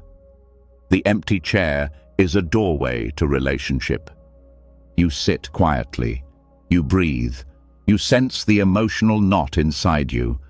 You ask it to take a seat, not to be fixed, but to be heard. And then you speak, gently, slowly, like someone who is trying to understand. You say things you've never said to your pain before. Things like, "I see you," or "I'm here now," or "You don't have to protect me anymore." This kind of speaking isn't performance. It's not about saying the right words. It's about offering what your suffering never got: a listening presence, a kind witness, a voice that doesn't flinch. You might ask your pain where it came from. You might ask it what it's afraid of. You might ask it what it needs. Not because you expect a clear answer, but because the act of asking builds trust. It signals that you're no longer trying to erase it. You're willing to be with it. And sometimes the pain answers, not in words, but in sensation, tightness, tears, memory. Sometimes all it needs is to be seen, to be welcomed, to be released from the prison of suppression. This is not about indulging suffering. It's about holding it in the right light, like a teacher holds a scared child, with strength, with patience, with enough stillness to let fear dissolve on its own. The chair is not magical. It's a symbol, a space where you stop treating pain like an invader and start treating it like a visitor, a lost part of yourself that's been crying in the dark. And when you speak to it with compassion, something shifts. The pain softens, the body relaxes. The loop you've been caught in for years begins to loosen, not through force, but through kindness. This practice also reveals how often we speak to ourselves with cruelty. When you hear the voice you use on your own pain, it becomes clear why healing has been so hard. You wouldn't speak to a child that way, you wouldn't speak to a friend that way. But to your own fear, to your own grief, you've been harsh, demanding, impatient. The empty chair shows you what another tone feels like. A tone that says, "I know you've been trying to help me survive." A tone that says, "You carried a burden I didn't know how to name." A tone that says, "You don't have to hold it alone anymore." And you begin to realize that the part of you in that chair is not the enemy. It's the part that learned to brace, to protect, to tighten around the wound because no one else knew how to hold it. And now, with you here, that part doesn't need to be alone. You don't need to fix it. You only need to speak to it, sit with it, listen to it. And slowly, the emotion begins to integrate, not as identity, but as history. It stops being something that defines you. It becomes something that shaped you, and then passed. This changes your relationship with every part of your past. You stop needing to justify it. You stop needing to rewrite it. You stop needing to turn it into a lesson. You simply hold it, as is, with presence. And when the pain rises again, which it may, you don't panic. You bring out the chair again. You say, "Welcome back, let's talk." And just like that, the habit of fear becomes the practice of care. This is not easy work. It's tender, it's slow, it's sacred, but it's also incredibly powerful. Because once you know how to speak to your pain, you stop being afraid of it. Once you know how to meet your fear, you stop running from it. Once you know how to listen to your sadness, you stop drowning in it. You become a safe place for yourself, and that changes everything. So try it, not once, but gently, again and again. When you feel lost, when you feel overwhelmed, when you feel like you're about to spiral, sit down, place the chair, let your pain sit across from you, and speak. Because healing doesn't always begin with silence. Sometimes it begins with a sentence. One sentence of kindness you never knew you were allowed to say. And once you've sat across from your own pain, once you've spoken to it gently, witnessed it without flinching, and given it the attention it never had, you begin to notice something unexpected. Not the kind of breakthrough the mind was hoping for. Not a sudden clarity or final answer, but something softer, a returning, a kind of quiet that doesn't come from solving the wound, but from being willing to hold it without conditions. And that's when it becomes clear. Peace doesn't begin with change. It begins with remembering. Not who you could become, but who you already were, before the world started teaching you how to forget. That's where we go next. There's an idea that runs through modern spiritual life like an invisible wire, that peace is something to work toward, that enlightenment is a finish line, that healing is a ladder with rungs to climb. Even the language we use gives it away. Higher self, spiritual goals, awakening stages. It all suggests distance, separation, a destination you must reach. But Buddhism offers something different, not a goal, but a return. Enlightenment is not a badge. It's not a reward for passing life's hardest tests. It's not a certificate handed out after years of discipline. It's not something you unlock by perfecting your thoughts or mastering every emotion. It's simply this: the moment you stop running from yourself, the moment you stop believing that peace lives anywhere but here, that who you are now, beneath the layers, is already enough. The path is not about adding, it's about shedding, not becoming something greater, but remembering something quieter. You were born with peace, not the peace of silence, but the peace of presence, before the roles, before the stories, before you were told what success looks like, what failure means, what you should fear, what you should chase. All of that was placed on top. None of it came from within. And so the real journey is a return, not to childhood, not to ignorance, but to essence, to the part of you that existed before identity hardened, before every experience was measured against expectation, before the world convinced you that you were something to fix. You don't have to achieve peace. You just have to stop abandoning yourself. Every time you force yourself to fit in, every time you judge a feeling for staying too long, every time you pretend to be okay when you're not, that's the abandonment. And peace waits right outside that door. This doesn't mean life stops asking things of you. You still grow. You still navigate pain, loss, change, but you do it differently. You stop thinking of life as a series of tests. You stop treating every hardship as something to transcend. You stop chasing progress and start noticing presence. The most spiritual person in the room is not the one who looks enlightened. It's the one who no longer thinks they need to be.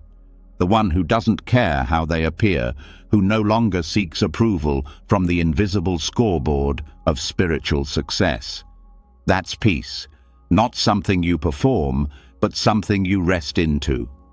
And the irony is, the more you let go of achievement, the deeper the transformation. Not because you're trying harder, but because you're no longer resisting what is.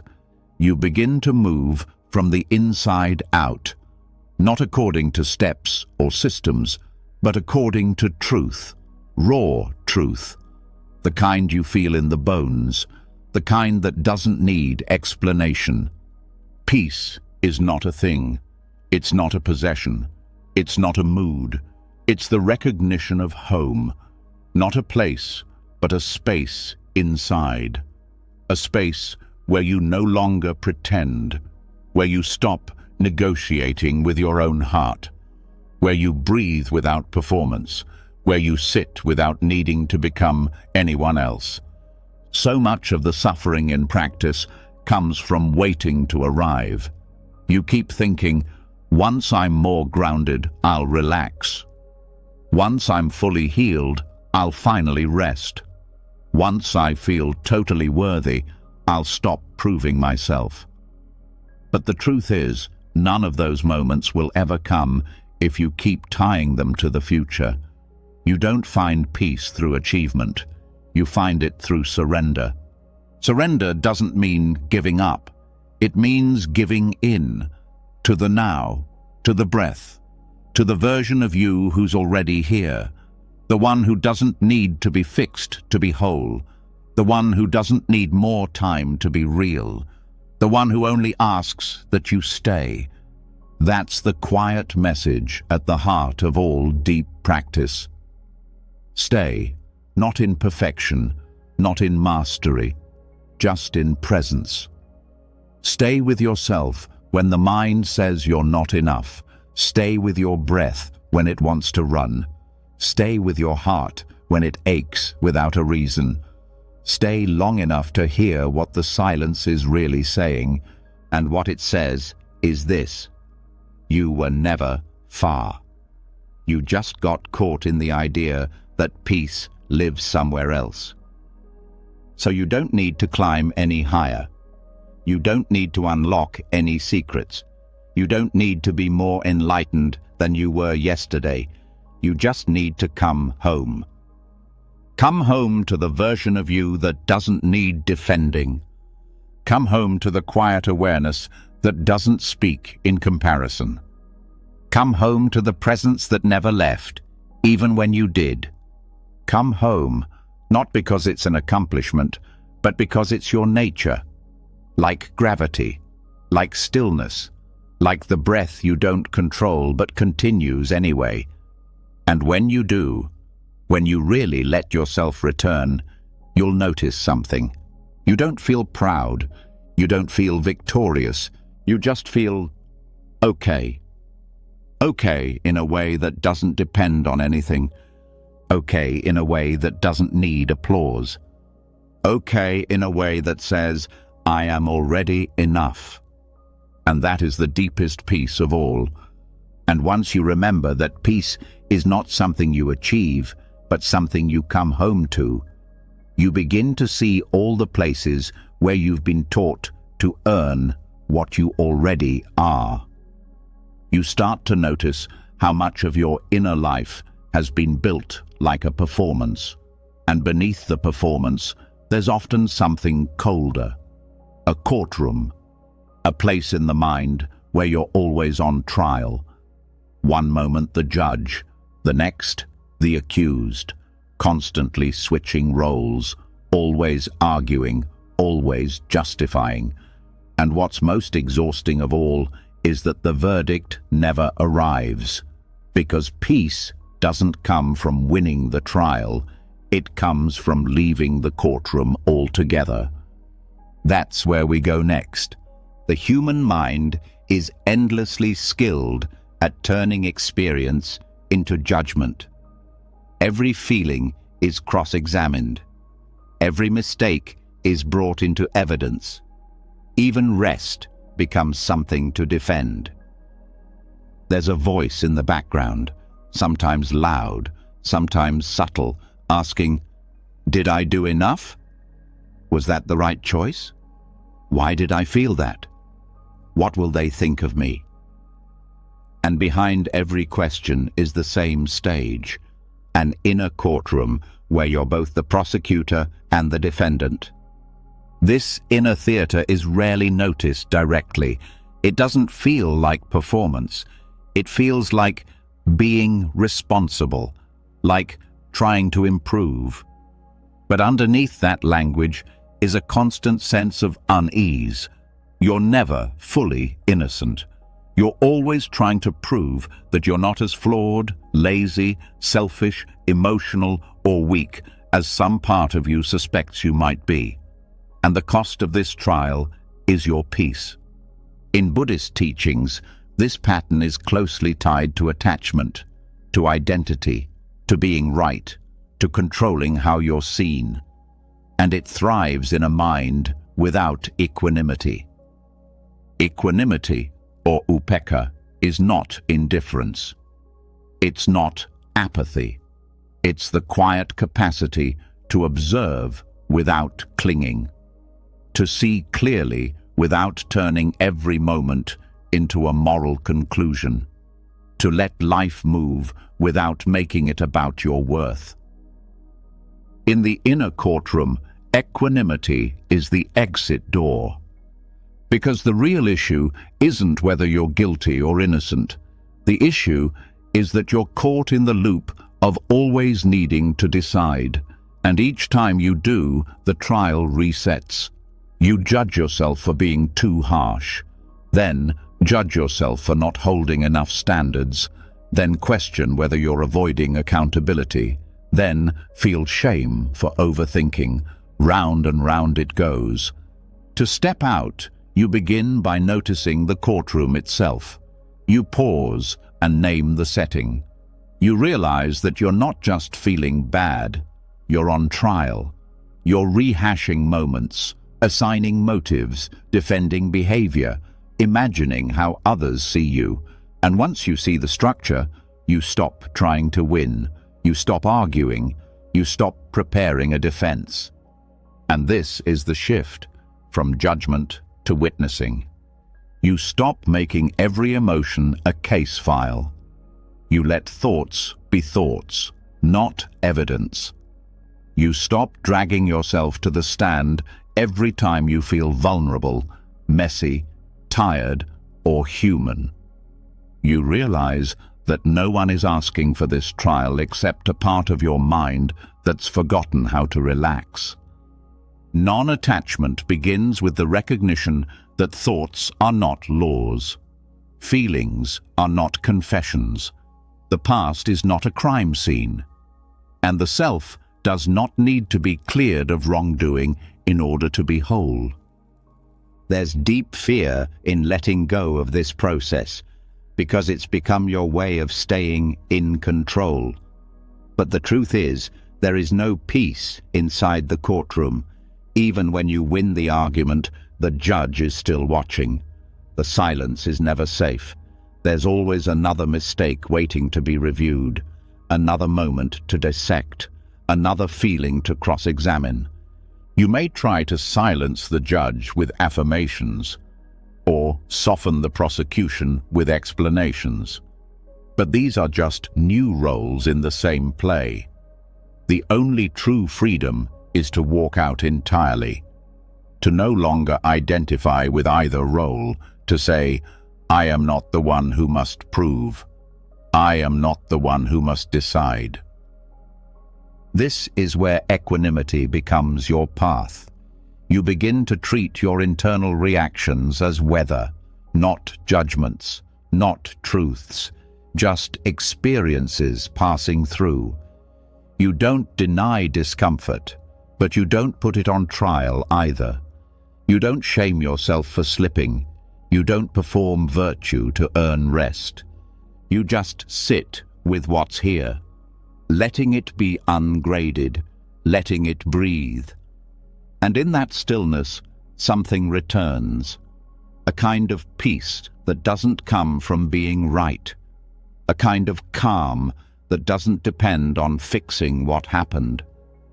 You start to feel the softness underneath the noise, the part of you that was never trying to win, just trying to be. This is not about becoming passive, it's about becoming whole, because when you're no longer at war with yourself, you act from clarity, not guilt, from compassion, not fear. You still take responsibility, but not as a sentence, as a choice. You begin to guide yourself not with force, but with care.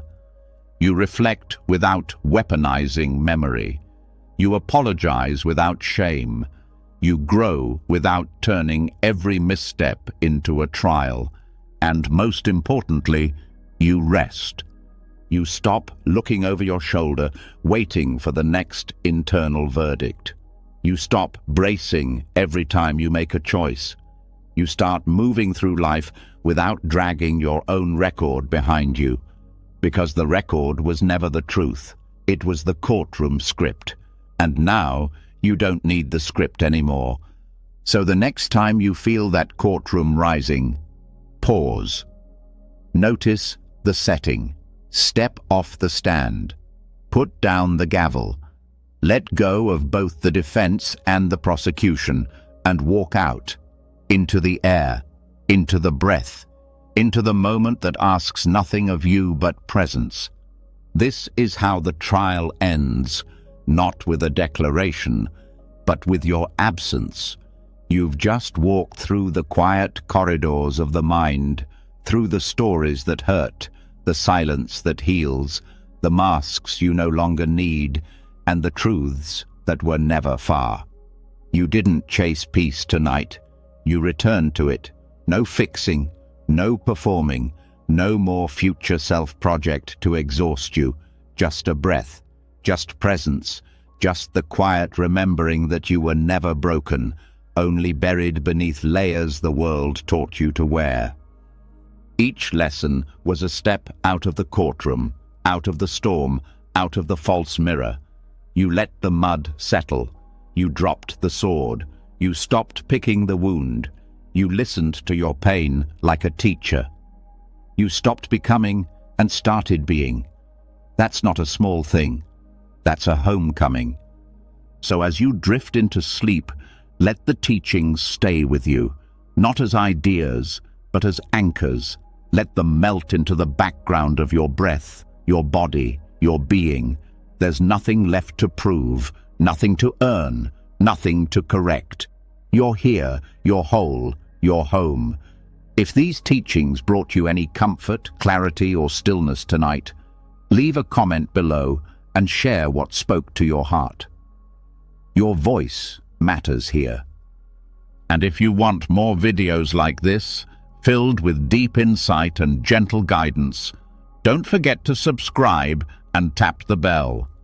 Peace isn't a one-time arrival, it's a rhythm. Let's return to it together.